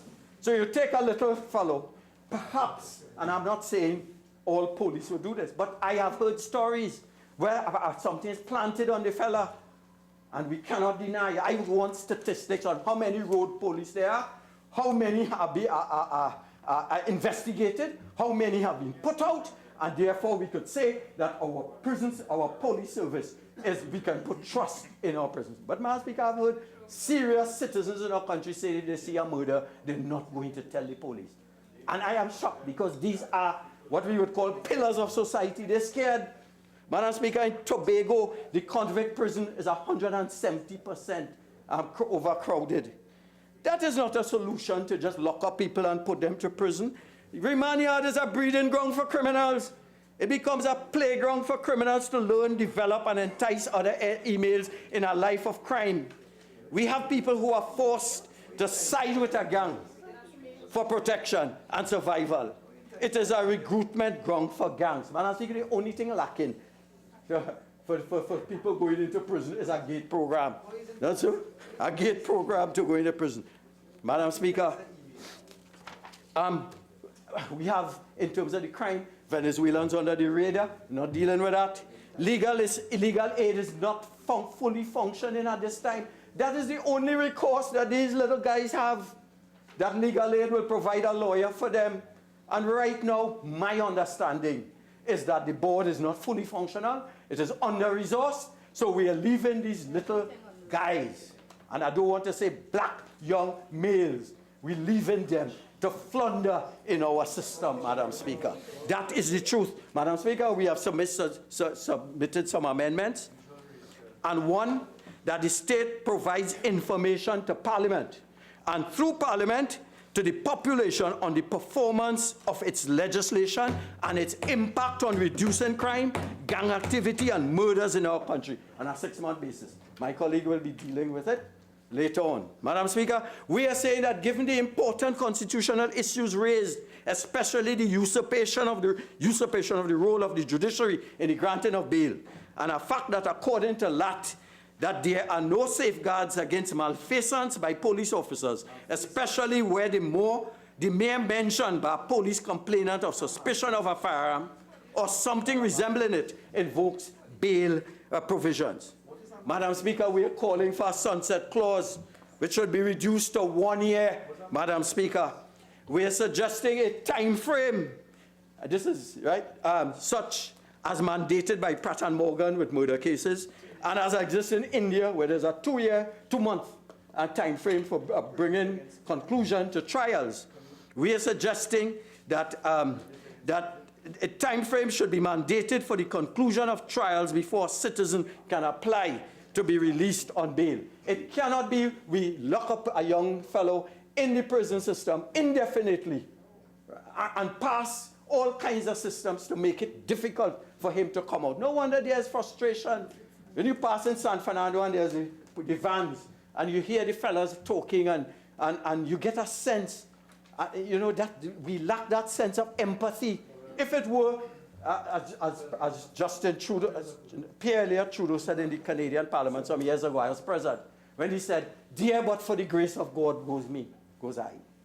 Dear but for the grace of God." If I were in a system where I were in remand yard for 3, 4, 5 years, and I'm consistently denied bail because there are systems that they could put in place to incur a continuation after 120 days. They could come and bring all kinds of evidence to ensure that you cannot apply for bail. That is unfair. And sometimes I think we in Parliament ought to experience what the country is experiencing. If I had this say, Madam Speaker, all of us would go to the General Hospital for medical treatment. All of us would use the systems, the bus, and available internet. Then we will feel it, and then we will have a sense of how others feel.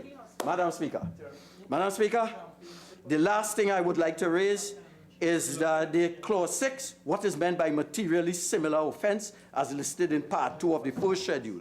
What does it mean, and who makes the determination? Madam Speaker, we have been called out of vacation. We have no problem being called out of vacation. But we have a sense that we must be called out here for something that is purpose-driven, something that is data-driven, something that we can see results for, so that we could tell our children and grandchildren that we were part of this legislation that resulted in a measurable improvement in the lives of the citizens of Trinidad and Tobago. But you will not get that from that side. You will never get a commitment that this legislation will reduce the murder rate by 5, 10, 15, 20, whatever percent. You'll never get that. You know why, Madam Speaker? Because they fully well know this will have no measurable impact on crime. It is a thing they're doing to mamagay us, that they're on top of crime, and we call out the opposition, and Madam Speaker, we're going to surprise them. Because we're going to surprise them. Because the plan is that we will not support. Right? That's the plan. So they have a talking point. You see, crime is the opposition fault. They didn't support. When we give you the support, understand that you own the crime in the country. And that at some stage, you have to tell the citizens of Trinidad and Tobago, we are incompetent. You are unable to deal with crime, and that you will do the honorable thing and demit office as soon as possible so that we can return to the good governance of the United National Congress and the leadership of Kamala Persad Bissessa, the best prime minister, the more data-driven prime minister, the one that delivered concrete deliverables, including 106 schools. Madam Speaker, with those words, I beg to. Member for Port of Spain North, St. Anne's West. Madam Speaker, what we are here today to do, called out in our vacation, is to deal with the very serious business that the people elected us to deal with. Madam Speaker, I am on consistent record, and I'd repeat it again for the Hansard here today, and to the public of Trinidad and Tobago and the citizens of Trinidad and Tobago through you. Crime is not a political football and is not something that I am prepared to politicize. Madam Speaker, we're here today to deal with the Bail Amendment Act of 2019. And I'd like to start by putting on the record that we as a government have brought this legislation at the express request of the Trinidad and Tobago Police Service. You see, Madam Speaker, after all that is said and done, every sensible person, citizen or otherwise, with any element of logic, will accept that there is no singular magic wand solution for crime.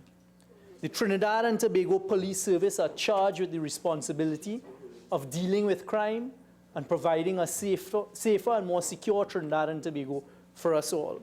This government is completely committed, Madam Speaker, citizens of Trinidad and Tobago, to providing the police service with the resources and the tools that they deem necessary within reason in their combat against crime. And it is the police service who have asked us to bring this specific legislation that I remind the population, Madam Speaker, the Senate and all of the independent senators appointed by Her Excellency supported not too long ago. And that is a fitting context, Madam Speaker, to move straight into a release by the Trinidad and Tobago Police Service on the 24th of June, 2019. And with your leave, Madam Speaker, I read the release as follows. Bail Amendment Bill.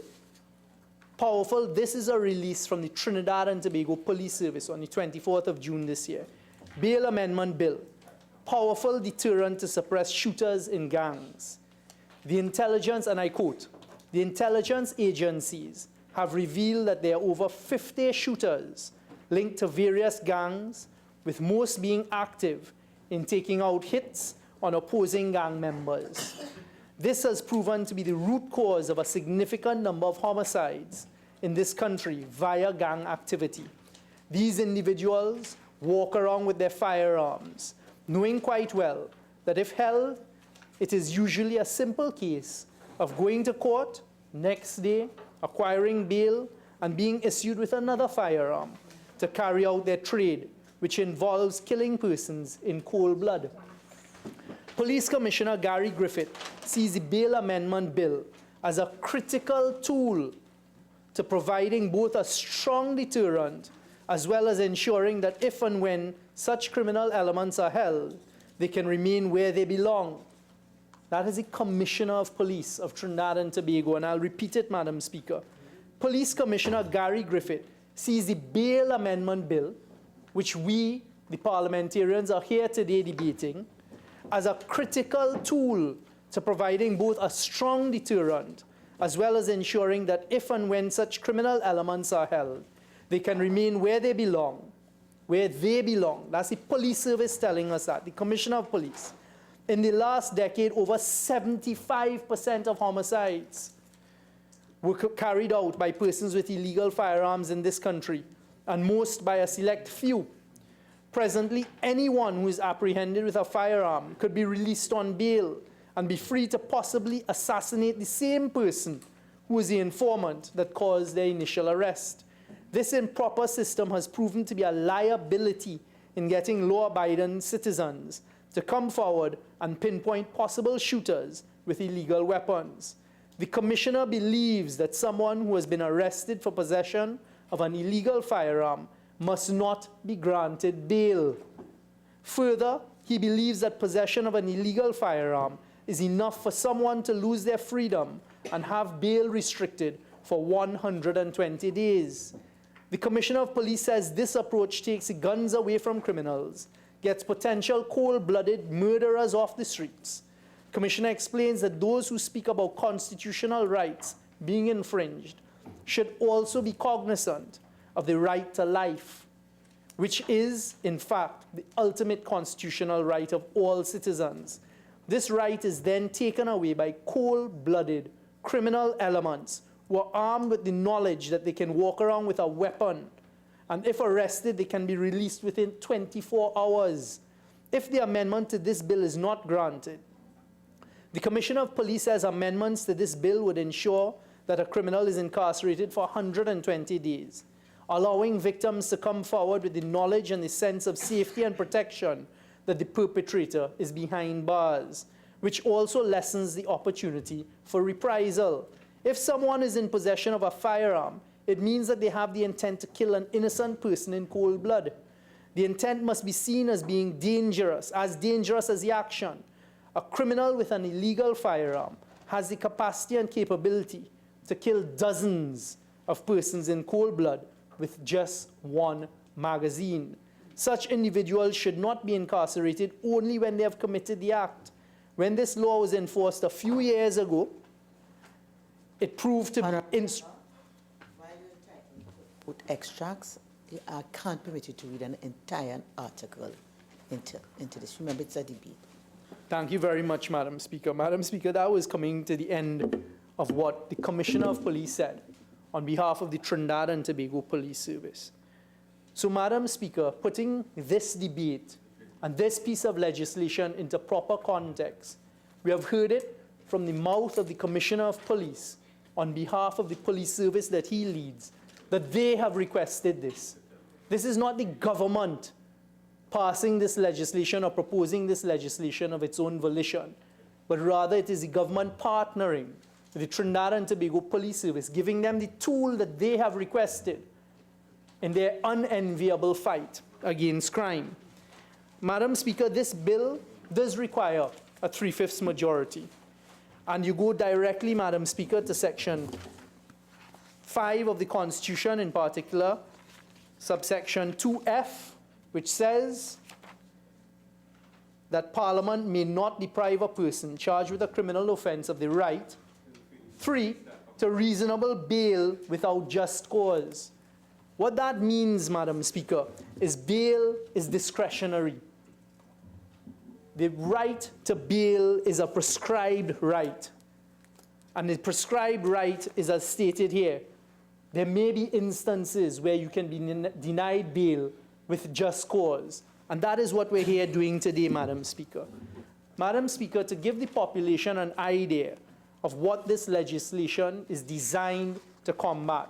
And I would like to hear any single parliamentarian on either side stand up and tell the citizens of Trinidad and Tobago that the following crimes listed as specified offenses in Part 2 are crimes that a repeat offender, someone who is convicted of one of these crimes and then gets charged for it again or charged with being in possession of a firearm, should be out on the street, should be in the streets, Madam Speaker, to face any law-abiding citizen. And these are the offenses that we are taking the fight to them against, and saying that you should be denied bail if you were convicted of one of these offenses and charged again.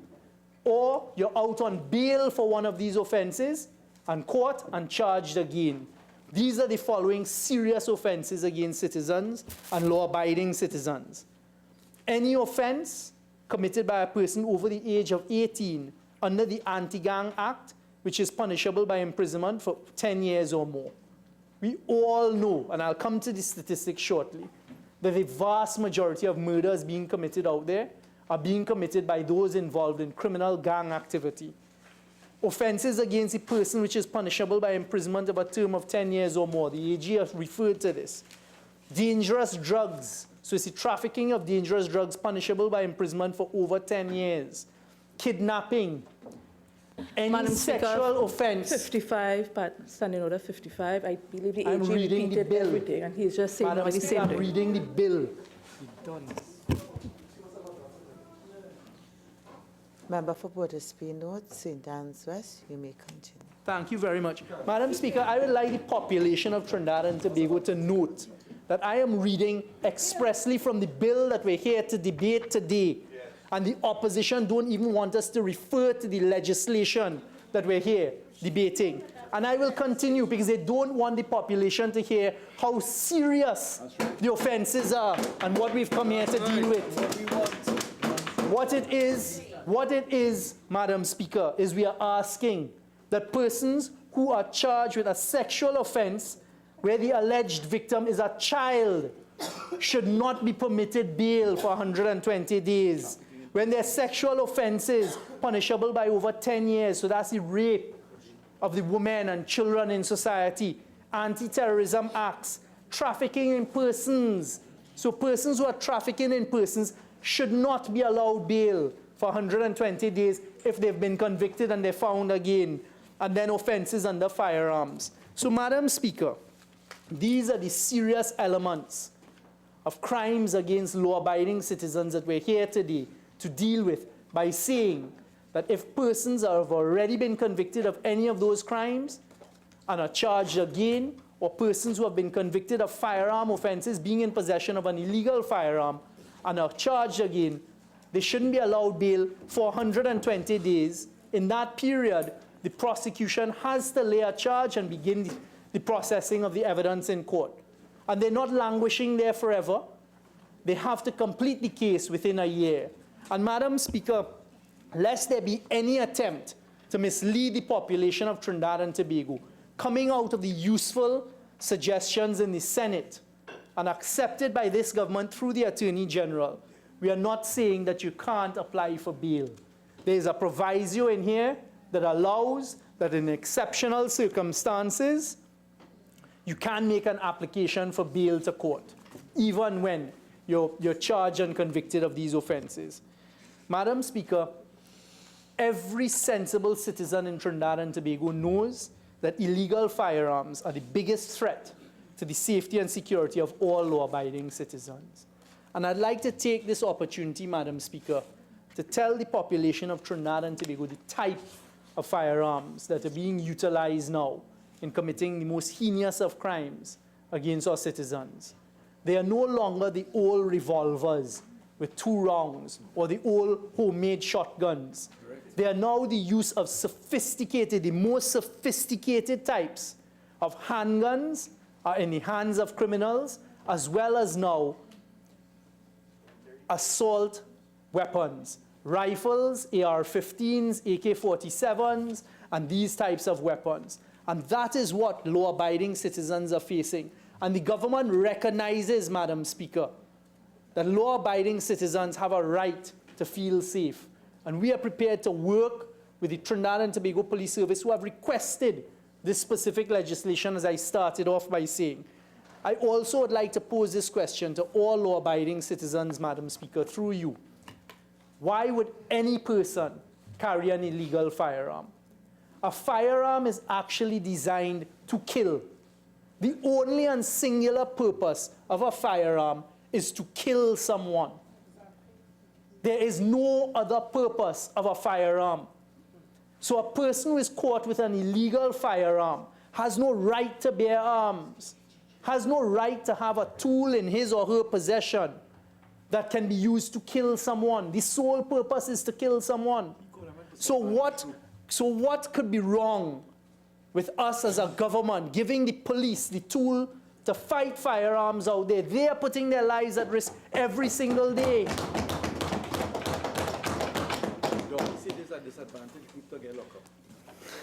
I do take on what Doppy says. Madam Speaker, I'd like to refer now to crime statistics. Crime statistics dated the 26th of July, 2019. This is what is produced by the Commissioner of Police and sent to the Minister of National Security. The most recent one I have is from last week, Friday. Coming out of a spate of crime and heinous crimes committed against some of our citizens, where in the space of a week, we faced over 20 murders, all but one committed through the use of illegal firearms. And I want any single parliamentarian, Madam Speaker, to go and tell the population that it is okay to carry illegal firearms. And if you're caught with it and you're charged, as has happened, and then they get a fine of $3,000, sometimes as low as $2,500, back out on the street again, immediately go and pick up another illegal firearm. Tell the population, tell every law-abiding citizen who has suffered or family member has suffered that that is okay and you don't want to support this bail amendment. Madam Speaker, the breakdown of murders for 2019 from the 1st of January to the 26th of July, last Friday, stood at 312 murders. It was the same in the period of 2018. The number of persons charged for the offense of murder, a total of 50. This is from 1st of January to the 26th of July 2019, 50, of which 31 were for murders in 2019. The next statistic I'd like to provide, Madam Speaker, to the population of Trinidad and Tobago is the divisional breakdown of murders. Because you see, Madam Speaker, very often persons like to politicize crime, and they like to draw all sorts of undertone racial references, and sometimes they don't even go undertone in the most overt of ways. Madam Speaker, for the record, and for the citizens of Trinidad and Tobago to understand what it is we're facing, in the Northern Division, these are statistics of the breakdown of murders from the 1st of January to the 26th of July 2019. In the Northern Division, they recorded the most murders with 25%, or 77 of 312, followed by Port of Spain with 55 of 312, which stood at 17.6%. Then the Western Division with 13.5%, or 42 of 312. Then the Northeastern Division at 12.2%, or 38 of 312. And Central with 11, which is 34 of 312. Notably, reductions in the murders for the period in the Southwestern Division are 30% recording less, followed by the Southern Division, a 44% recording less, and Central, 35.8% recording less. So you see, Madam Speaker, let the population of Trinidad and Tobago know now, via statistics provided by the Trinidad and Tobago Police Service, data-driven, that it is a complete fallacy, an untruth, and a blatant attempt to mislead the population that certain areas from Central to South Trinidad are not being resourced and utilized, provided with the ability to fight crime. That is untrue, and I rest that case here today. Madam Speaker, to go on with the data provided by the police service, and this is now why we go to firearms and ammunition, illegal firearms and ammunition, and what are being used against our law-abiding citizens. From the 1st of January to the 26th of July 2018, firearms and ammunition found and seized. A total last year of 606. This year, 461. 461 illegal firearms. Add those to over 1,000 illegal firearms taken off the streets in the past year. Ammunition. It used to be in the old days, a criminal held with an illegal firearm would have 2 rounds in a revolver. Now we see extended magazines that can hold up to 33 rounds in a Glock. I spoke about a Glock in the other place. Anyone who knows about firearms will know that a Glock is one of the simplest but most useful and proficient firearms, handguns that exist. You literally pull the trigger, there is no safety but on the trigger, and a round goes off in the direction you point it. Correct. A legal licensed firearm holder carries 15 rounds plus 1 in the chamber of a Glock. Every time now we hold a criminal with an illegal firearm, a Glock, they have an extended magazine that can carry 33 rounds. And very often they have the 33 rounds. In the last year, from January to the 26th of July 2018, 10,211 rounds taken off the streets. This year, 6,088 rounds. Every single round is designed to kill a person. A person with a shooter or any criminal with an illegal firearm is carrying the ability of 16 rounds, 33 rounds, and think about the damage that that person can cause. And the statistics show, Madam Speaker, that they are repeat offenders. You heard the Commissioner of Police this week talk about a specific individual where they believe he committed 47 murders. The Attorney General referred to it a short while ago. Each of those murders committed with an illegal firearm. One illegal firearm can pass from hand to hand to hand to hand to be used to commit murders and acts of crime against our law-abiding citizens. And we have come here today at the request of the police service on behalf of the people of Trinidad and Tobago, Madam Speaker, to try and keep those persons, those criminal elements who want to commit crime, who are carrying illegal firearms off of the streets. What is wrong with that? I'll get to the anti-gang law. Madam Speaker, it breaks down by division where these firearms are being found. Murders by motive. Murders by motive, Madam Speaker. This is as at the 26th of July 2019. Let the Hansard reflect and record the data provided by the Trinidad and Tobago Police Service and the Commissioner of Police to me. I said a short while ago that we have over 300 murders as at last week Friday. Out of those 300 murders, 93 classified as gang-related, 33 classified as altercation. And as we know from the facts of the altercation we see being reported in the newspapers on an almost daily basis, the altercations are gang-related as well. The next category, 48, revenge.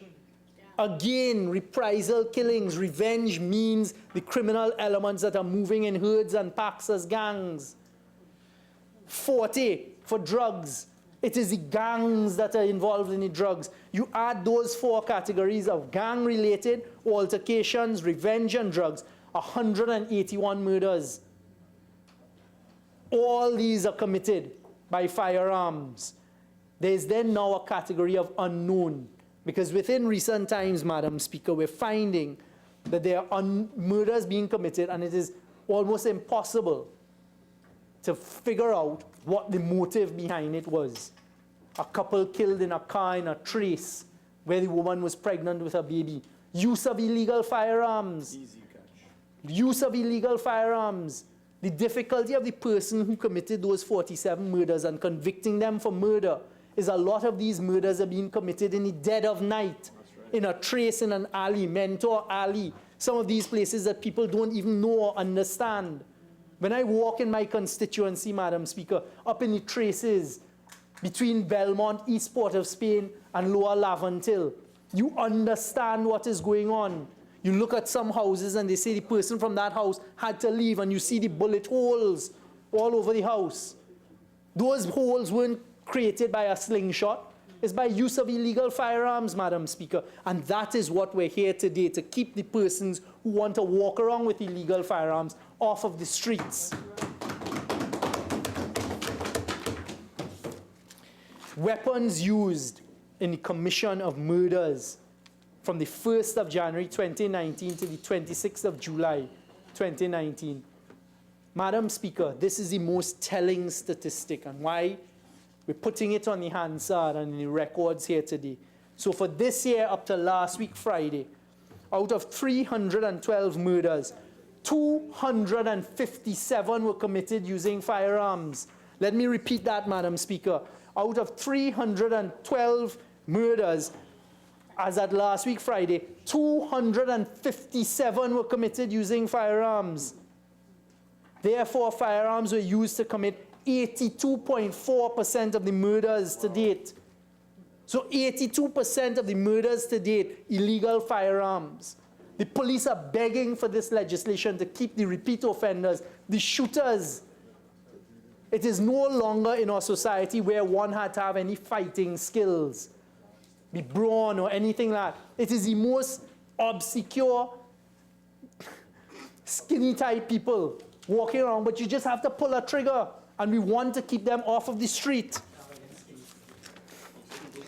Murders, wounding, and shooting, and they provide the time analysis. This is another important statistic, Madam Speaker. 115 out of 312, or 37% of the murders occurred during the hours of 8 p.m. and 12 midnight. 47 out of 312, or 15.1%, occurred between 8 a.m. and 12 midday. 166 out of 460 murders, or woundings and shootings, committed between those same hours. Serious crimes. 1st of January to the 20th of July. The murders for this year, Madam Speaker, as I said before. But the wounding, so not everyone is murdered with the use of an illegal firearm, but the woundings with firearms and other weapons and shooting with firearms.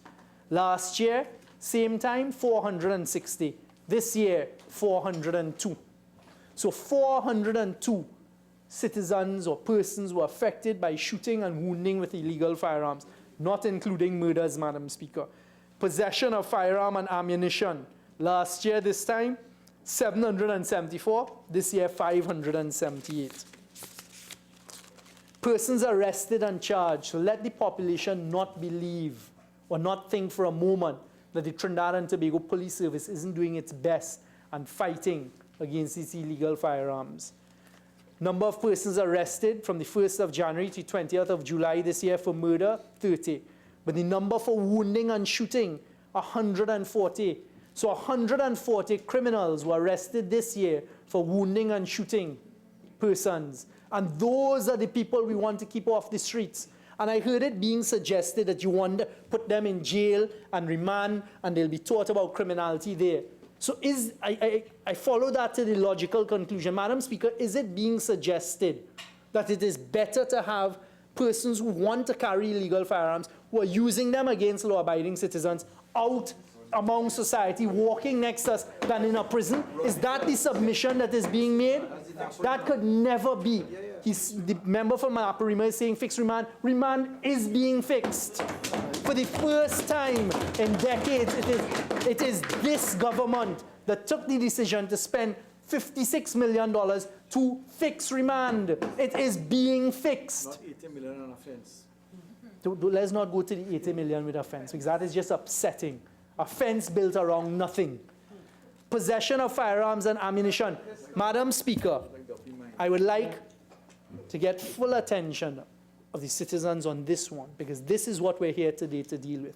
Possession of firearms and ammunition. Number of persons arrested and charged as at the 20th of July 2019 for the year, 704 persons.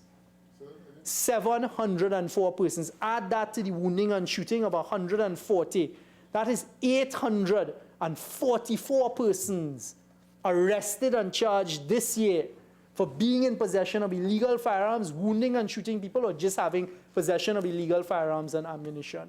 Is it that we want these 800 people to be sitting next to us on the bus, to be sitting next to us on the water taxi, to be waiting for us as we walk to our vehicle at night, to get into our vehicle, or entering our house? Well, we, the government, say no.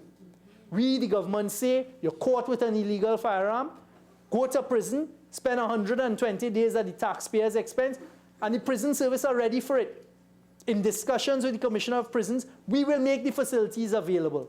But it is better that persons with illegal firearms who want to snuff out our lives, Madam Speaker, the government's position is it is better they are in prison than they're outside.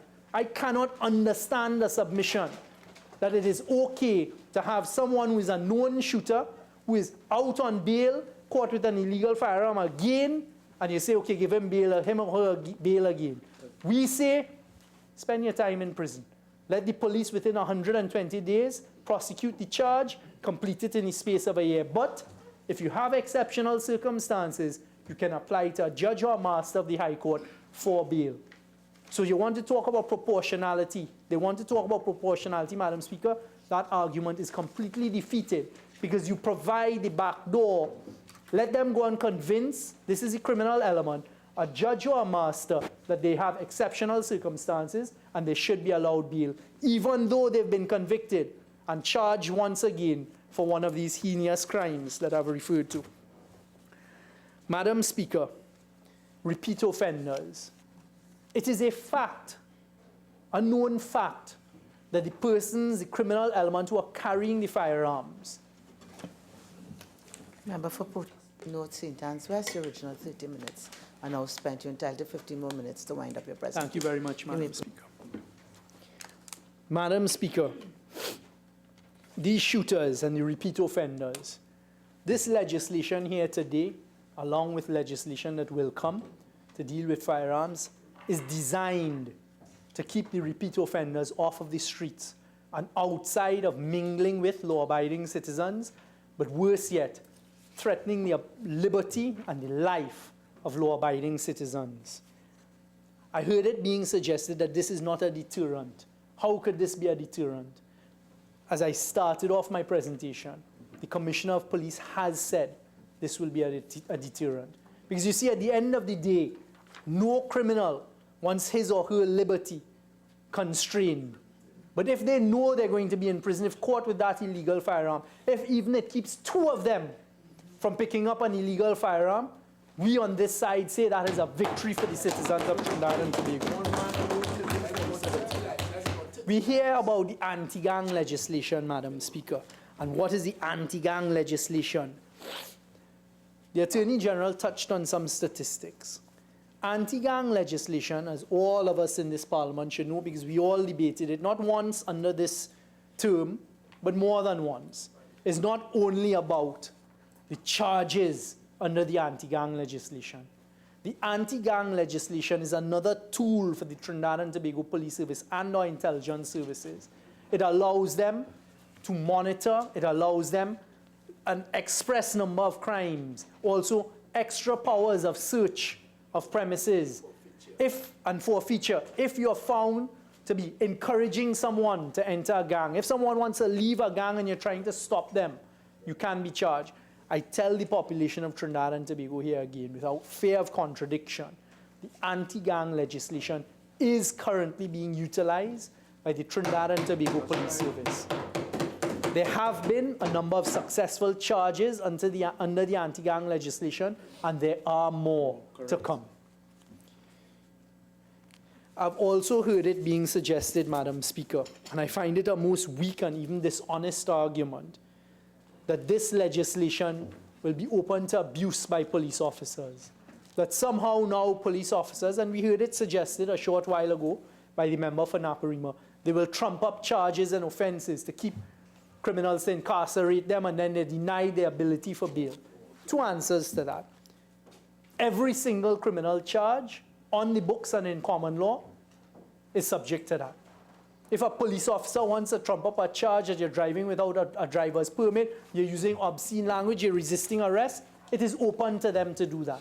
So you cannot say with any sense of decency or any sense of sensibility or logic that you should not have a further charge, criminal charge, because it is open. Sorry about that, Madam Speaker. We should apologize. A member for Coover South has already dealt with it. Please, let's continue. Thank you very much, Madam Speaker. Madam Speaker, I was making the point that you can't say, don't pass this legislation because it's open to abuse by the police, because every single criminal charge, common law or statutory, that argument falls within that domain as well. However, Madam Speaker, the second part of that argument is that what you're doing is you're giving the police service a tool that they've requested in their fight against these serious offenses, but as we see it, also a fight against the repeat offenders who want to carry illegal firearms. Give them the tool. Let them use it. The Commissioner of Police, who was then the Minister of National Security, is on public record now as Commissioner of Police as saying that when he was Minister of National Security, the then government gave this tool to the police service, and they saw the drop. That, you want to go back to statistics, go back to those statistics. Why would anyone want to prevent the police service from having this tool? It could only be, Madam Speaker, that they want to see crime flourish. And I know that my friends on the other side don't want to see crime flourish in Trinidad and Tobago. I've listened carefully to some of them in the public domain saying that they want to fight crime and saying that they want to support every fight against crime. Well, I ask all of you all here this afternoon, members of the opposition, with the greatest of respect and as a member, as a citizen of Trinidad and Tobago, I ask you to give the police service the ability to fight crime. Give them a fighting chance, and the citizens out there a fighting chance against the illegal firearms. As a citizen, I make that request of you here today. Illegal firearms are not produced in Trinidad and Tobago. We are aware that they come across our borders, but they did not start yesterday. They started some time ago. And I am not here today to throw any blame or cast any aspersions, anyone on any administration. Because you see, Madam Speaker, it's the citizens today who are asking for our help. It is the police service today who are asking for our assistance to fight crime. And it is incumbent on all of us here this afternoon, those who have come out here today in the middle of their vacations, to give the police that fighting chance.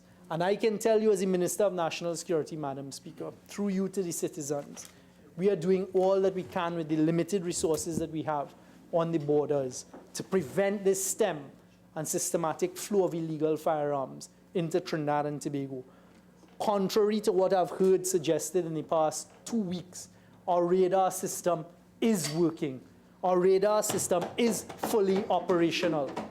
Madam Speaker, I personally went and saw the functionality of the radar system the day after, or a few days after, the registration of the Venezuelans ended. We are upgrading the radar system, but it doesn't mean that what is there isn't working. And I'm proud of the cabinet that I serve as a member of. Last week, they took a decision, cabinet took a decision to further upgrade the radar system with technology that will further give us a better than fighting chance. And to the fishermen and the families of the fishermen that the member for Couva North represent, I have already expressed my sincerest sympathy and condolences to them, and I do it here again today. And I tell them that this technology we're investing in is going to help us to fight against those reoccurrences. And I ask them to encourage all of the other fishermen who must go out, install the GPS devices in, work with us at National Security, and we will do all that we can. We have also been having on-land operations on our borders, because when the illegal firearms coming in, we're stopping them at the borders. You saw the results last weekend with some persons who ran away. That wasn't by chance. It is intelligence-driven operations, and I'm not going to tell the population how it's being done, because we will lose the advantage that we have. But when we picked up those 2 AR-15s, an AK-47, and a Tech-9 on the beach in South, that is because we are manning the borders. We are using all of the Trinidad and Tobago Coast Guard vessels in the fight against crime. We are also using all of our resources to get more interceptors on the water. The Commissioner of Police at a meeting with me this morning at 7:30, as we met with the business community, told them that within the space of 2 months, he should have his marine branch up and running. That is to complement the Coast Guard. We are gathering the intelligence, both human intelligence as well as via technology. All of this being done to stem the illegal flow of firearms into the country. The 2 hostile Cape-class vessels, I can't do anything to change the past. No one in here can. But that is the decision that we took to supplement and to increase the border proficiency, the border patrol ability of Trinidad and Tobago. Those vessels are still on time, and we're going to take delivery of them next year. In the meantime, I give the citizens of Trinidad and Tobago, Madam Speaker, through you, the assurance that I will not sleep day and night in the fight against crime. But you see this bill that we've come here today, colleagues, to debate, Madam Speaker, this bill is an important element, an important tool in the real fight against crime. Take the politics out of crime for a second. This is what we need to support. And I ask that we all give our support to this. Let us give the police a fighting chance against that criminal element.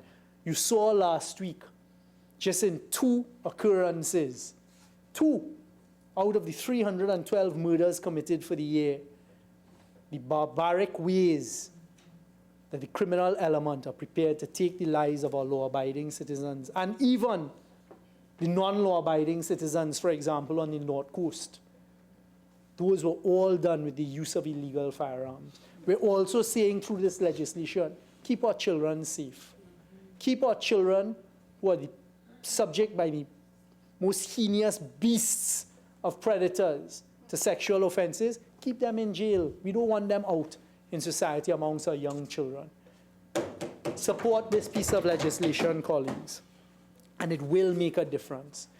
I've heard what has been said about the Forensic Science Center. I'd like to assure the population or to give them this piece of news. For the first time, we have finally managed to get 4 forensic pathologists in place with the full complement.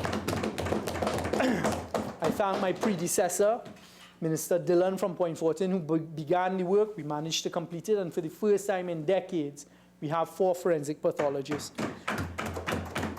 I have gotten the assurance of our ballistic officers at forensics that any case that the Commissioner of Police and his men and women want expedited, they will drop what they're doing to expedite that case to help, and that's their contribution in the fight against crime.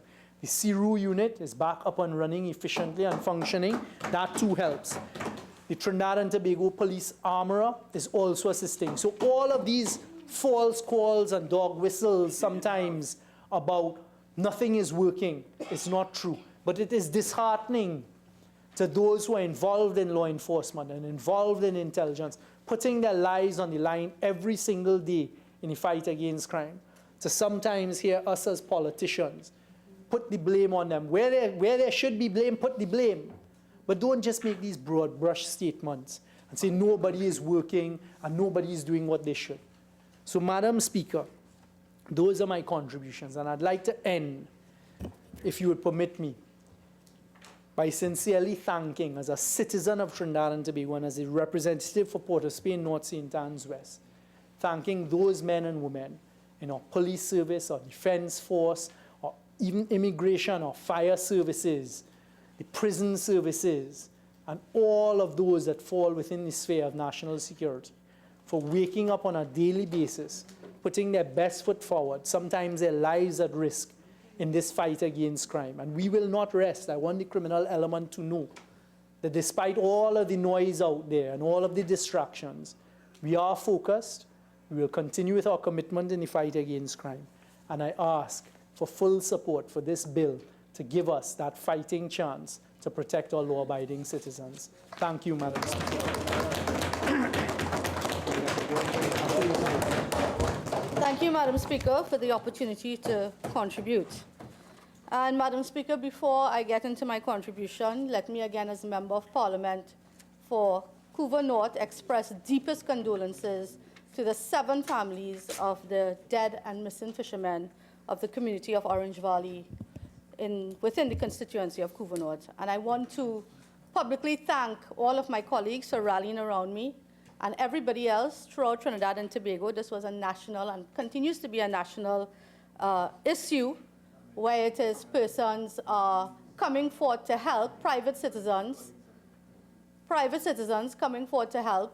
I also want to publicly thank Commissioner of Police Gary Griffith for assisting through the Trinidad and Tobago Police Service, assisting with respect to the suspects held and the ongoing investigations.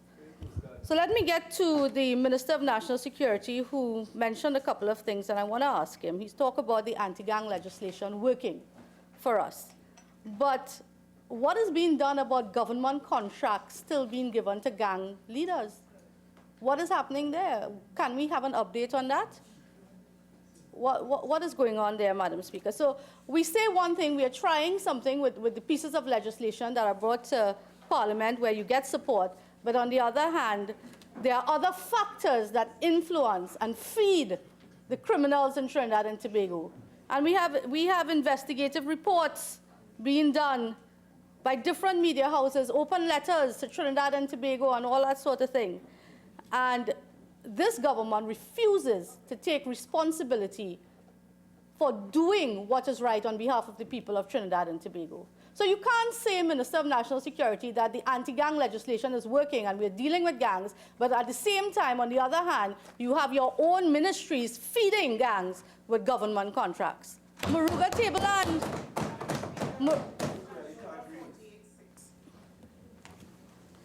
Okay, so what I'd ask, Member for Couva North, if you would draw that and rephrase what you would like to see. Thank you, Madam Speaker. I withdraw that, but based on reports in the media it has been noted and identified, and evidence is there to show that gang leaders are still receiving contracts from government, from this government, this current government. And I'm asking the Minister of National Security, what are you doing about that? Give us an update about that. What about Berkey? You talking? All right, member for Port of Spain South, and all members. I know sometimes we get very excited to speak, but I assure every member, including you also member for Couva South, that when the right time comes and you catch my eye, you can speak. But other than that, members know how they make an intervention. Okay? Please continue. Thank you, Madam Speaker. So we wait for an update from the government with respect to that. Because, Madam Speaker, I will not engage Port of Spain South this afternoon. I will not. Did you go to the funeral, Port of Spain South? Member for Port of Spain South. I assure you, you will have your turn. Governor. Madam Speaker, somebody is clearly rattled in the House. Clearly. So, Madam Speaker, as I continue, we have our very own parliamentary colleagues, the Member of Parliament from Maruga Tableland, complaining to the media and crying to the media about gangs in his constituency terrorizing contractors, and that he is also under threat. Tell us what you're doing about those scenarios and those persons. So, Madam Speaker, I think it's hypocrisy on the part of the government to come here today and to pull us out of our vacation and whatever else we're doing. Many of us are grounded here, serving our constituents. You see what is going on. And this is what they bring us out for. It is a big show. This afternoon, before Parliament started, we had a protest out there. The fishermen of Orange Valley and their families came out as part of this protest action because, Madam Speaker, I'm going to expose the inadequacies of this government when it comes to resources for the police, the Coast Guard, the Army, and the Air Guard. And the Minister of National Security, poor guy, is not even aware of what is happening within his own ministry. And I don't blame him, Madam Speaker. I don't blame him. You know, it's very confusing and somewhat, the process somewhat, I would say that the Minister of National Security may not be aware of all that is happening and may accept information given to him without investigating to see whether or not it's true. But I want to say, Madam Speaker, please. Thank you. Thank you, Madam Speaker. So this is a crime debate and we're talking about crime in general. Well, it's not really a crime debate. Okay, it's a debate on the bail amendment bill. And why I said I'd give you a little leeway is to tie where I think you have telegraphed that you're going into this debate. Thank you, Madam Speaker.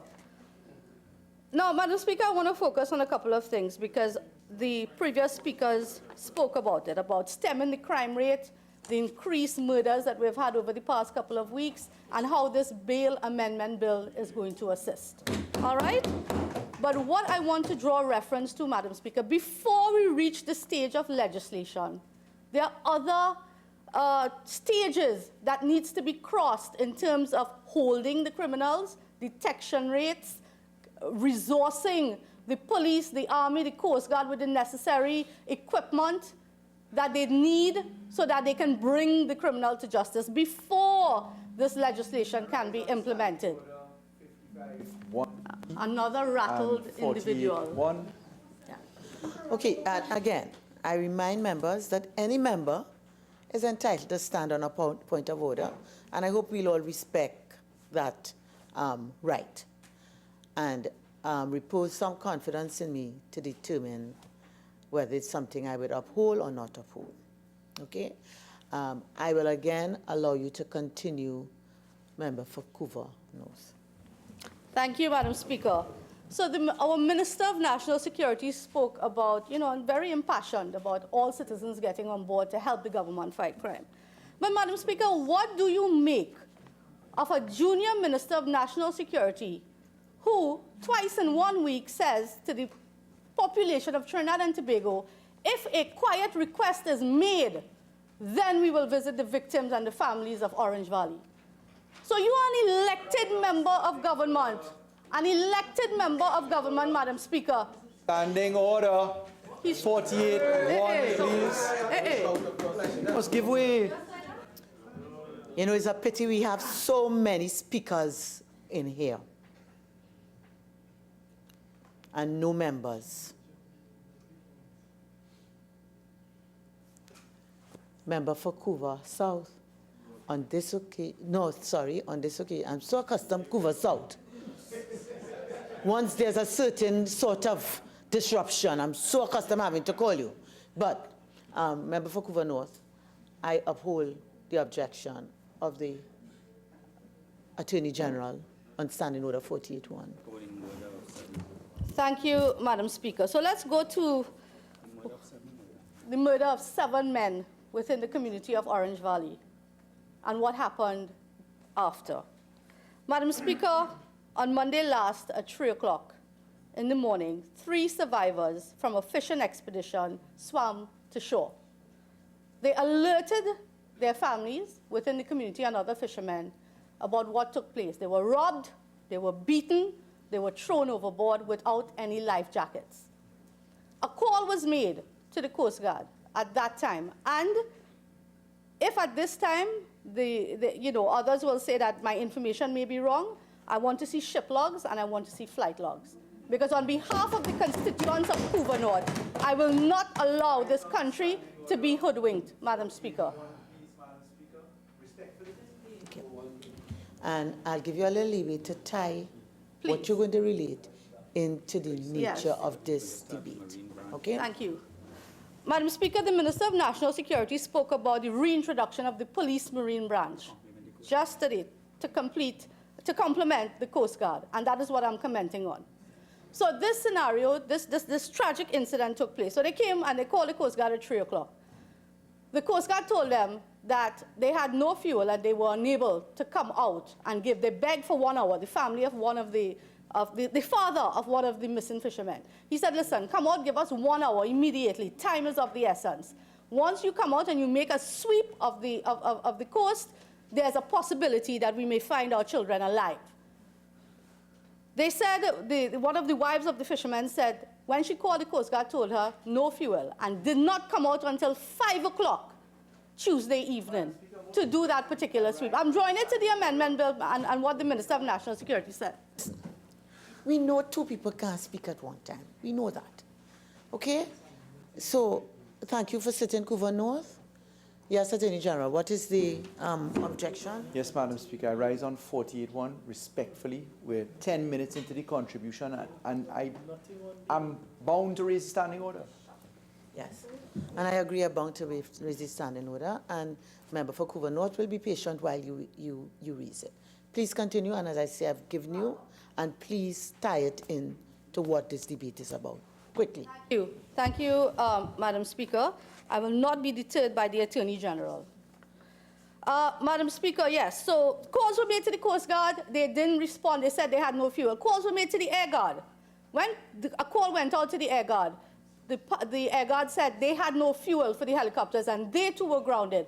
So the fisherman, Mr. Kisoon from Macbean, said, I have $20,000 on me. Is that going to be enough to purchase fuel for the helicopter for you all to come out? Is that going to be enough? And they said, we'll call you back. So I'm just drawing reference. You know, the Minister of National Security speaks about the apparatus and funding and maintaining the apparatus to fight crime, but that is not in fact so. So we passed the legislation. We are passing legislation, but we are not resourcing. We are not resourcing the police service adequately. Not too long ago, Commissioner Gary Griffith and the Minister of Finance had a little tiff for funding. Just 2 days ago, there was another article about shortages of resources. The Coast Guard now, Madam Speaker, in the search and rescue and retrieval operations, what happened? The fishermen of Orange Valley and their families pooled together their resources to purchase fuel, to go out there in the seas, to look for their loved one. It wasn't the Coast Guard who found the bodies.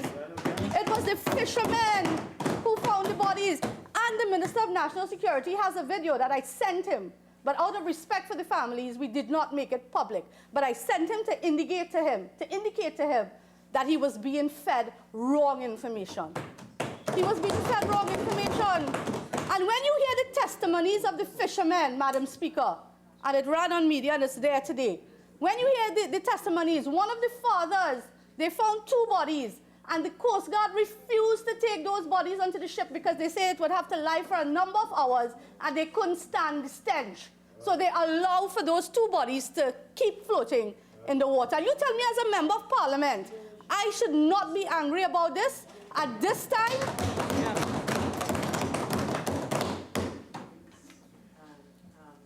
Member for Couva North, I understand the passion and the concern, but in terms of where we're going, I am certain it's not about this bill. Okay? So please, unless you can connect what you're saying now with the bill, I'll ask you to continue. Okay? Madam Speaker, the Minister of National Security and the Attorney General talk about this bail amendment bill and cleaning up the guns on the street. I want the Attorney General and the Minister of National Security to know that those 7 men were beaten. Their limbs were broken. They were being held by criminals, whether by illegal arms, on the high seas. There was no sign of Coast Guard, no sign of any sort of security forces at that time for the fishermen of Orange Valley to assist them.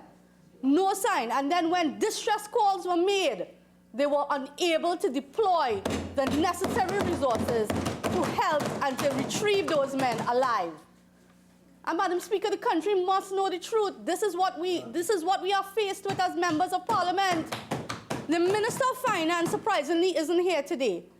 So if you are not sending the necessary level of funding to the various ministries so that they can do their jobs effectively, how are we supposed to coexist as law-abiding citizens?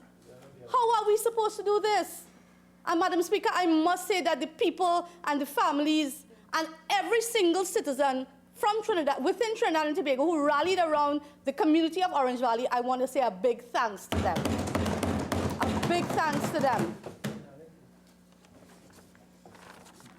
Madam Speaker, you know, we have heard this argument about OPVs over and over. If we had purchased the OPVs and our borders were being manned, we wouldn't have to deal with that. Hogwash, Madam Speaker. Hogwash about stemming the influx of arms and ammunition because, you know, the OPVs are not there and we can't do it. Madam Speaker, there are boats packed up at Stobbles Bay. Pack up. No resources to get out. Most respectfully, Madam Speaker, I haven't heard a clause on the bill yet. They're touching a nerve. Huh? So Attorney General, I believe the member is talking about resources, which was something that has been said in this debate. All right, so I will allow you to continue, Member for Couva. No. Thank you very much, Madam Speaker. Madam Speaker, and I just want to draw a reference, and I want to identify some of the resources that are lacking with respect to the... And you know, an individual not too long ago said that we were politicizing this. But I am the elected member of Parliament for my constituency. And if my fishermen are telling me, MP, there were no resources deployed, or little or no resources, no. All right? How am I supposed to represent? How are they supposed to get some level of comfort in this time of need? And then you have government ministers saying if a silent request is made, then we will visit. Okay, we don't want the ministers there then. Let's just say the ministers are too busy in their ministries to visit. Send a ministry official or a representative now. Okay, but I already ruled on the point about yes. the minister and the ministry coming and so on. All right? Yes, you were on the point of resources. I allow that. Yes. So it's either you continue, I will continue, or you go on to another point. Please. Thank you, Madam Speaker. I want to reiterate to the government that this bail amendment bill cannot work if there are no resources to make it workable. So I was talking about resources. Madam Speaker, just to identify, when these fishermen were on the sea searching for their loved ones, and they asked for help from the Coast Guard, And there were 1 or 2 boats there, but all the Coast Guard did was transport the bodies back to land.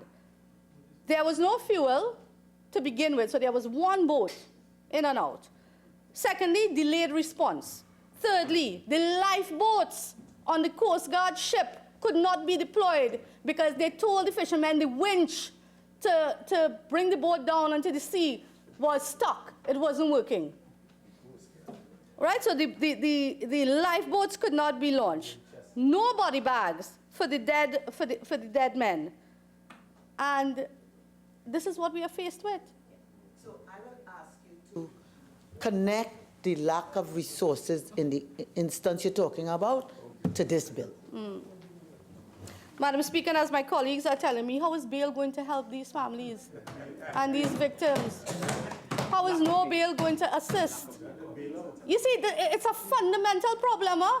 We come to Parliament, we go onto media, we talk about this legislation will help us fight crime and it will bring in the criminals and all of that, all well and good. But the reality on the ground is not what our government is saying to the people of Trinidad and Tobago.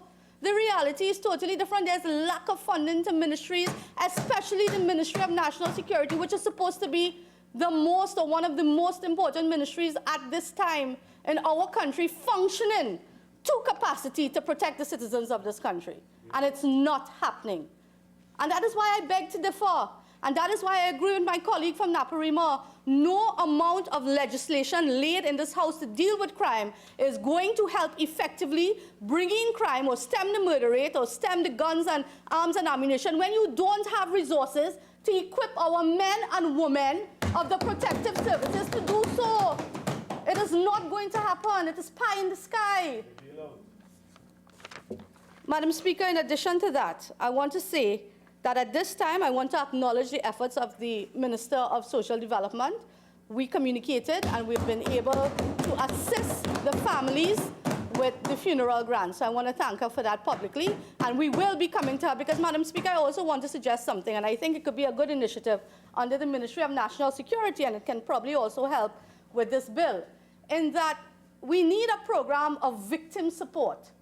Because you're hearing rumors swirling all over the place about, you know, fishermen being involved in illegal activities and all of that.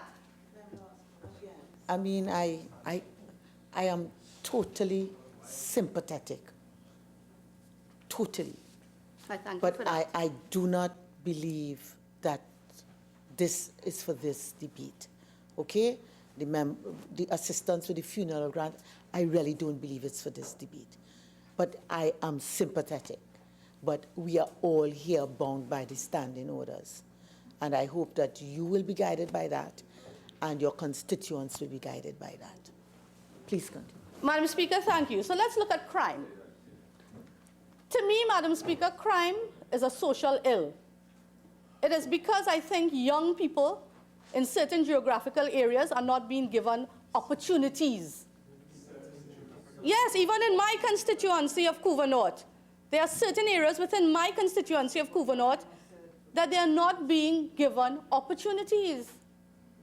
And for whatever reason, the authorities, together with the members of Parliament, we need to find ways to get to our young people early so they don't involve themselves in a life of crime and then have to end up in jail with no bail, young men and women, because there are a lot of women now, young girls involved in crime, and they don't have to come to the stage where we come into pass legislation for no bail for our young men and women. I think that we need to continue. I'm not saying that there are no programs to tackle youths and at-risk youths. I'm not saying that. We've had many programs over the years, but it needs to be a holistic effort by the entire country, and we need to stop, you know, fighting like this. And we need the resources. We need the funding. The Ministry of Education needs to come up with proper programs to target at-risk youths.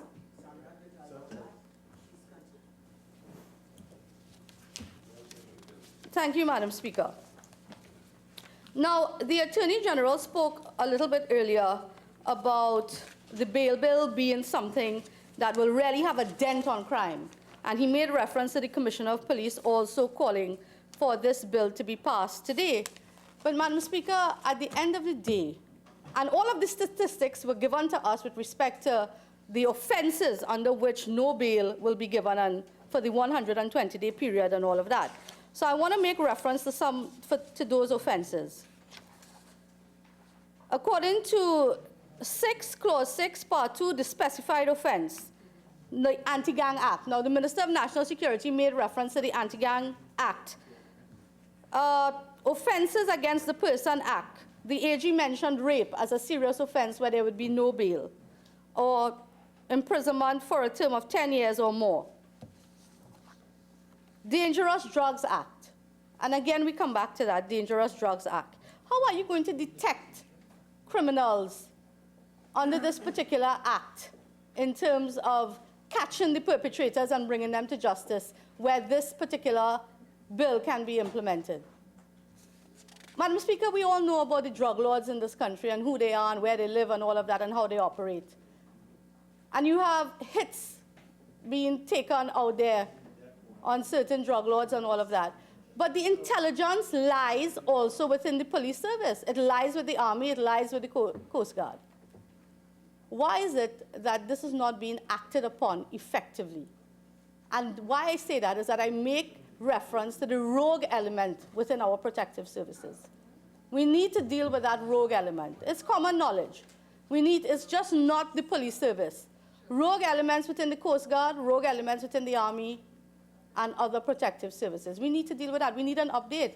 When the AG is winding up, I don't know if you'll be able to tell us what is happening to that particular initiative to weed out the rogue elements within our protective services. Madam Speaker, in addition to that, the other offenses, sexual offense under the Sexual Offences Act or the Children's Act, that is also a non-bailable offense within this particular legislation. The Anti-Terrorism Act. Madam Speaker, not too long ago, we had a scenario that played out just before Carnival with the it was described as a terrorist risk or attack.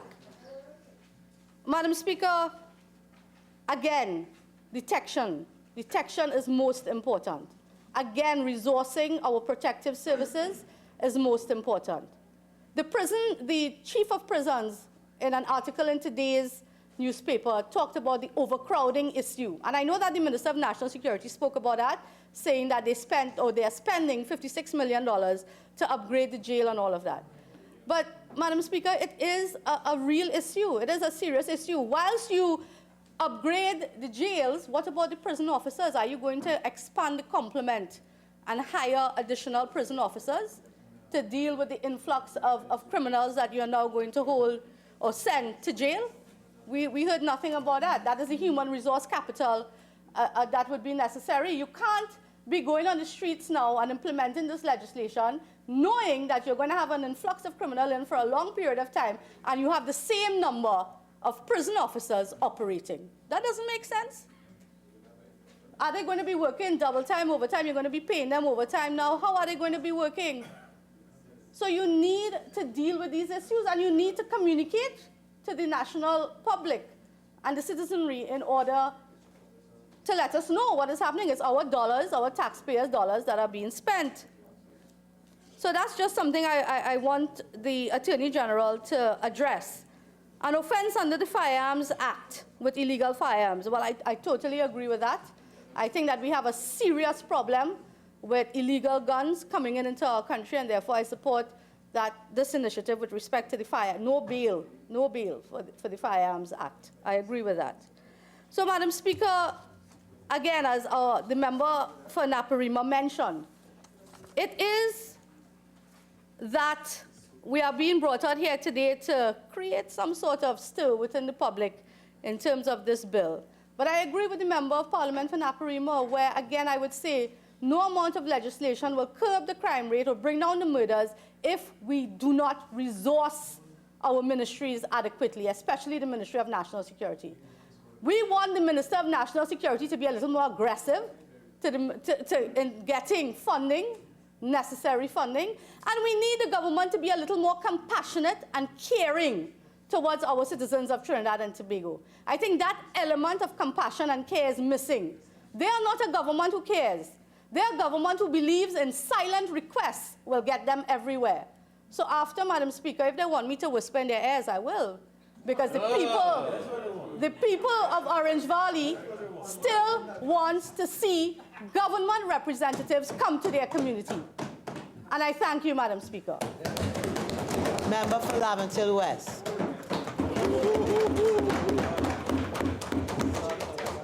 I thank you very warmly for recognizing me, Madam Speaker.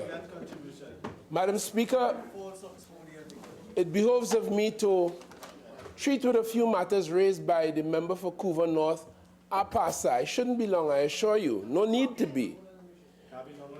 Madam Speaker, the member for Couva South, Couva North, just told us about rogue elements in the police service. And we admit, we accept as citizens of this republic that there are, but I hope she would accept that this country has seen rogue elements in a cabinet government in this country as well.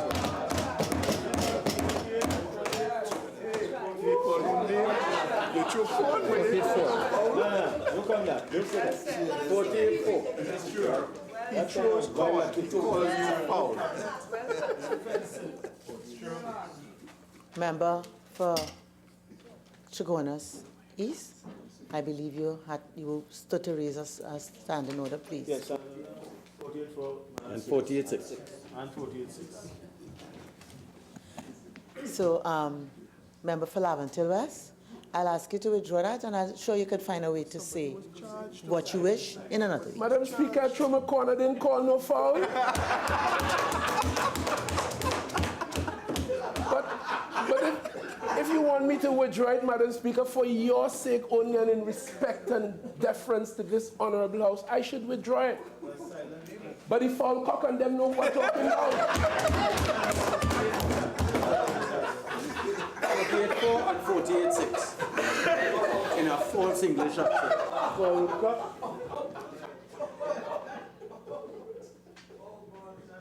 I am sure if I looked in an Oxford English dictionary, I'll find each of those words. Please come. And they have scaly white foot too. Madam Speaker, the member for Couva North. I just want to remind member for Oropouche East that you're here, and I hope you won't disturb the proceedings. Thank you very much. Member for Laventille West. Thank you very much. Madam Speaker, just very, very quickly, the member spoke about resources, money, and that takes us to the question of management of the economy of this country. I just want the member to know that the World Bank, the IMF, Moody's, Standard & Poor's have all given us very favorable findings for the management. And I want to say in passing that as we speak today, our savings, notwithstanding the brutality that they put on the economy for the last 5 years, but our savings in the Heritage and Stabilization Fund is now at $6.1 million billion US dollars, sorry, up from $5.6 billion US dollars after 2 withdrawals to service this country during our term. That's our record, Madam Speaker. That's our record. And all of that with no governmental pilfering and interfering. None. So, Madam Speaker, let me press on. The member also spoke about youth programs and so on. The one thing she cannot mention is live sport, because they implemented the live sport program. And rather than bring relief to young men at risk, that saw deaths upon deaths and murder and mayhem at the hands of the UNC. And right now, investigations taking place for people to go to court. The same people at risk. 6, please. 48-6. Murder and mayhem at the hands of the UNC. A former participant is locked up in a non-bailable offense. Please continue. Thank you, Madam Speaker. And Madam Speaker, just briefly, in respect of the families from Cali Bay and Orange Valley, I would take this opportunity again as a parliamentarian. I will take this opportunity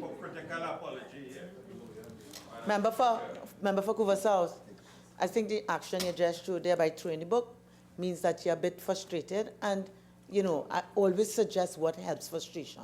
But I'm not going to allow you to sit there and a member for Coover South. Member for Coover South. I'm just saying. I am just saying, member for Coover South, that I would ask you to please restrain yourself. There is always another voluntary method that you can use. Member for Laventille West. Thank you very much.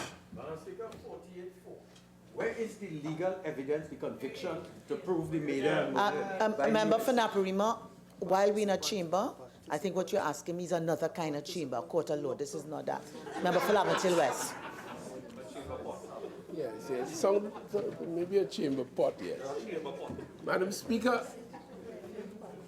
I would like to join the national community, those right-thinking members of the national community, in extending very sincere condolences to all of the families of those 7 men who lost their lives in very horrific circumstances. I did so prior to coming to this house on at least 3 occasions. And in trying to bring some solemnity and sobriety to that situation when mayhem was being created by the member for Coover North, accusing the governments of all manners of wrong. 48-6. You have to sit, you have to sit. 48-6, Madam Speaker. Please continue. Thank you. I tried to say so and to clarify the issue. And arising out of that as a parliamentarian, and I heard her talk about junior minister. No junior minister, I'm a full-fledged cabinet minister. Honorable member. The honorable member yes. for Coover North. I was at the time acting as Minister of National Security, and I reached out in terms. On the other hand, I made a statement to TV6, and the member for Coover North led, in my view, a host of headless chickens. By that I meant that they did not, Madam Speaker, take time to listen to what I said. At the end of the day, I was accused of saying that because Coover North did not have a PNM MP, no government official should go there. I never said that. I never said that. I was also responding to a question because the member for Coover North told the media, and I listened to her, that she wanted to have a meeting with the fishermen, with the Minister of National Security. What that has to do with the bail? She mentioned it.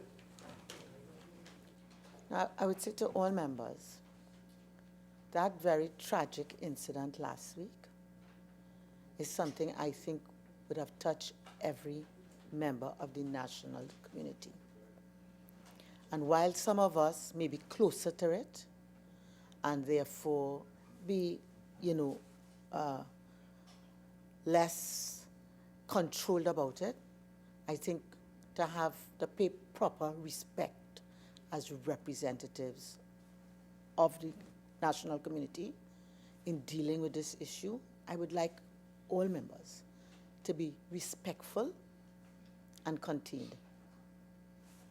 Member for Laventille West. Warmly, Madam Speaker, and I was saying, the member for Coover North said, and I listened to her speaking to TV6, that she would like to have a meeting with the Minister of National Security, meaning Minister Young, and the fishermen to ensure that there is no reoccurrence of that kind of event again.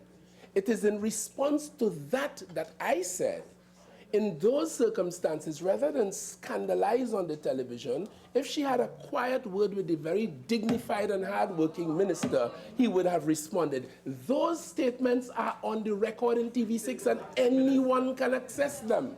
On the other hand, the member for Coover North led a charge, giving false impressions of what I said. And it's followed up with a spew of hate and obscenities on social media, which I lay at her foot. 48-6. So, all right, member for Laventille West? Yes. Up to that. Thank you.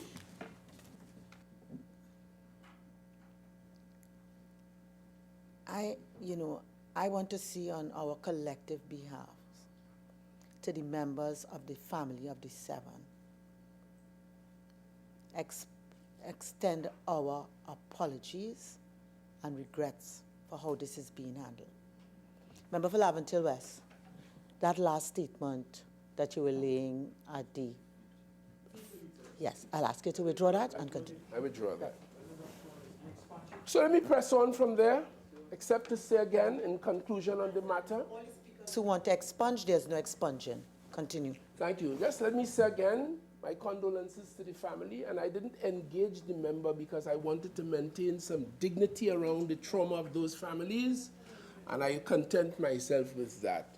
Suffice it to say, the things and the statements that were described as callous and insensitive on day 1, and unpatriotic by my friend, the member for Couva South, on day 2, I saw yesterday it turned to being racist by a certain Kapil Bisoon writing. That is where we are. I said no such thing. I need to say no more because the records at TV6 are there, and I dare anyone to find in those comments anything sounding like that which was perpetrated by the UNC and their friends. We deal with dignity and we understand that. And there are some levels below which we will never go. So let me continue. The member for Couva North spoke about contracts to gang leaders. The law, the anti-gang law says where 2 or more persons come together to perpetrate an illegal act and they are specified, that is a gang.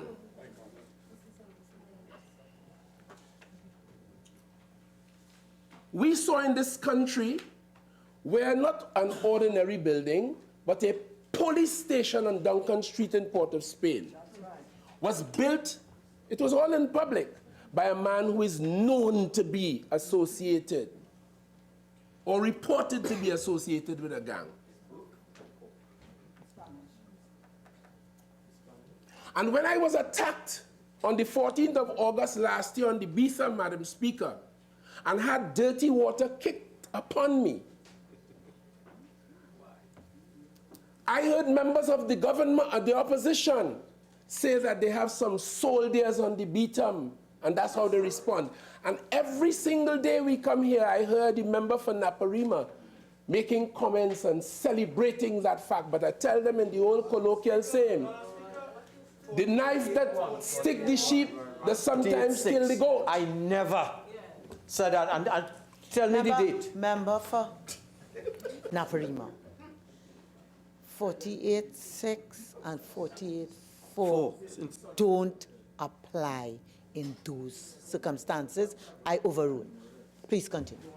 And the behavior that I experienced that day is the same mentality and the same behavior you hear them complaining about and talking about criminal today.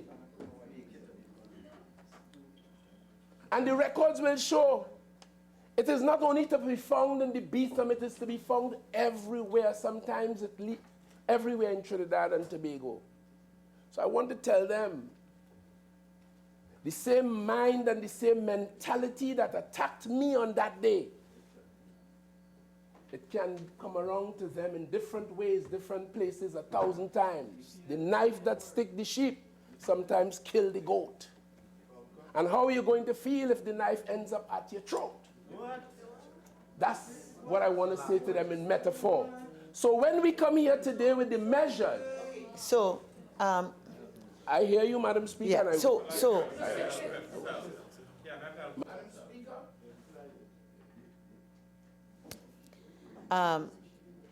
member for Laventille West, while I know lyrics like that are very popular in sound and so on, I really would not like us to incorporate such type of lyrics in this chamber. And remember, whatever you say, even if it comes from somewhere else, it is really attributable to you. So I'll ask you to see those lyrics to withdraw those lyrics, and you can say, as eloquent as you are, in your own words, your thoughts, in an appropriate manner. I withdraw those, Madam Speaker, and I press on. Madam Speaker, we are here today proposing to amend the Bail Act to deal with certain behaviors that we call crimes based on the laws we pass in this Parliament. Some dating back as far as prior to 1925, the Offences Against the Persons Act. A society has the right to defend itself, just as a man does. And the law recognizes that in the concept of self-defense. And a society has the right to protect itself against external and internal intrusion and aggression. There's no doubt, and I could list 1,000 cases, and every member here, because we are all living in this space that is Trinidad and Tobago, we've all been touched by the scourge of crime. And we could all list hundreds of cases of criminality and crime that made us cringe. The member for Hoover North spoke about contracts to criminals. This is a matter that the government recently treated with and continue to treat with. You would have heard the member from Moruga Tableland speaking on behalf of the government as a minister himself, complaining about the behavior of some. Not in that case, it wasn't the gangsters who had the contract, but it was the gangsters imposing themselves on legitimate contractors demanding taxes. I was told up to last week, in the city of Port of Spain on Charlotte Street, many an ordinary citizen, poor people selling on the streets are sometimes forced to give up money that they earn in so-called taxation. So when we come here today, we come with all of that as a backdrop in our thinking, in our knowledge, in our understanding.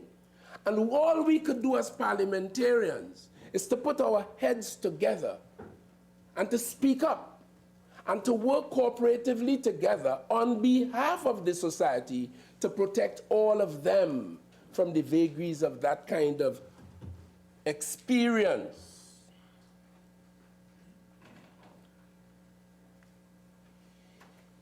The member for Couva North mentioned OPVs and treated it as though it was just a matter of flippancy that we always talk about OPVs. Yes, we must. Because we don't manufacture any guns in here. We're not known for producing coca plants and cocaine in here. But they reach into our communities. They got into the Cali Bay area, the Gulf, in the hands of criminals who took the lives of 7 men or caused their lives to be taken. So as a consequence of that, we must consider border security. And it is in that context that the OPVs were critical, Madam Speaker. But they canceled those, they retrieved the money, $1 billion, and they sent it up in smoke. And today when I listen to them talk about no gas and no resources, I say, but when we had it and you had the responsibility for managing it, what did you do with it? You can't talk about giving out, because we have records in this country of a UNC contractor, friend, who received a $1 billion wastewater contract through NGC. The project is a white elephant, incomplete down on the beach, and we're talking about resources, Madam Speaker. Please. Member for Laventille West, I'll give you some leeway. Please tie it up very quickly. A big contract like that issued in 2.5 months. The man who got the contract got it at $400 million more than the lowest bidder. So today when I'm hearing about no gas, I think of NGC, which had $16 billion which they smothered. And today, we still have to be hearing talk about no resources and all of the crime problems that exist. But that is our responsibility. We are the government, and we are dealing with it. And that's why we are here today. That's why we are here today.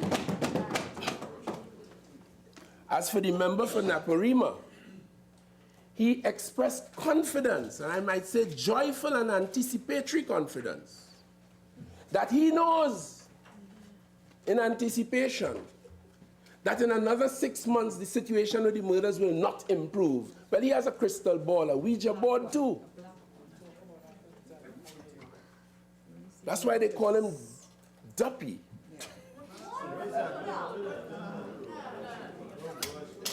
That's a home name, that's his nickname. That's his nickname.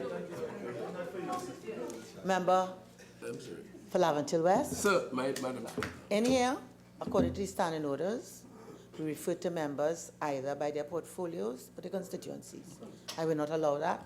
Please withdraw it. Withdraw that. If you're referring to any member here, please sit. If you're referring to any member here, I will ask you to be respectful. Leave home names at home, and please refer to any member here in the manner, according to the standing orders, as you know it. Thank you. Thank you very much. It is withdrawn, and I speak of the member for Naparima. Madam Speaker. And member for Laventille West, please. Honorable members, it's now 4:30:25. I suggest we take the suspension now. We shall resume at 5 o'clock.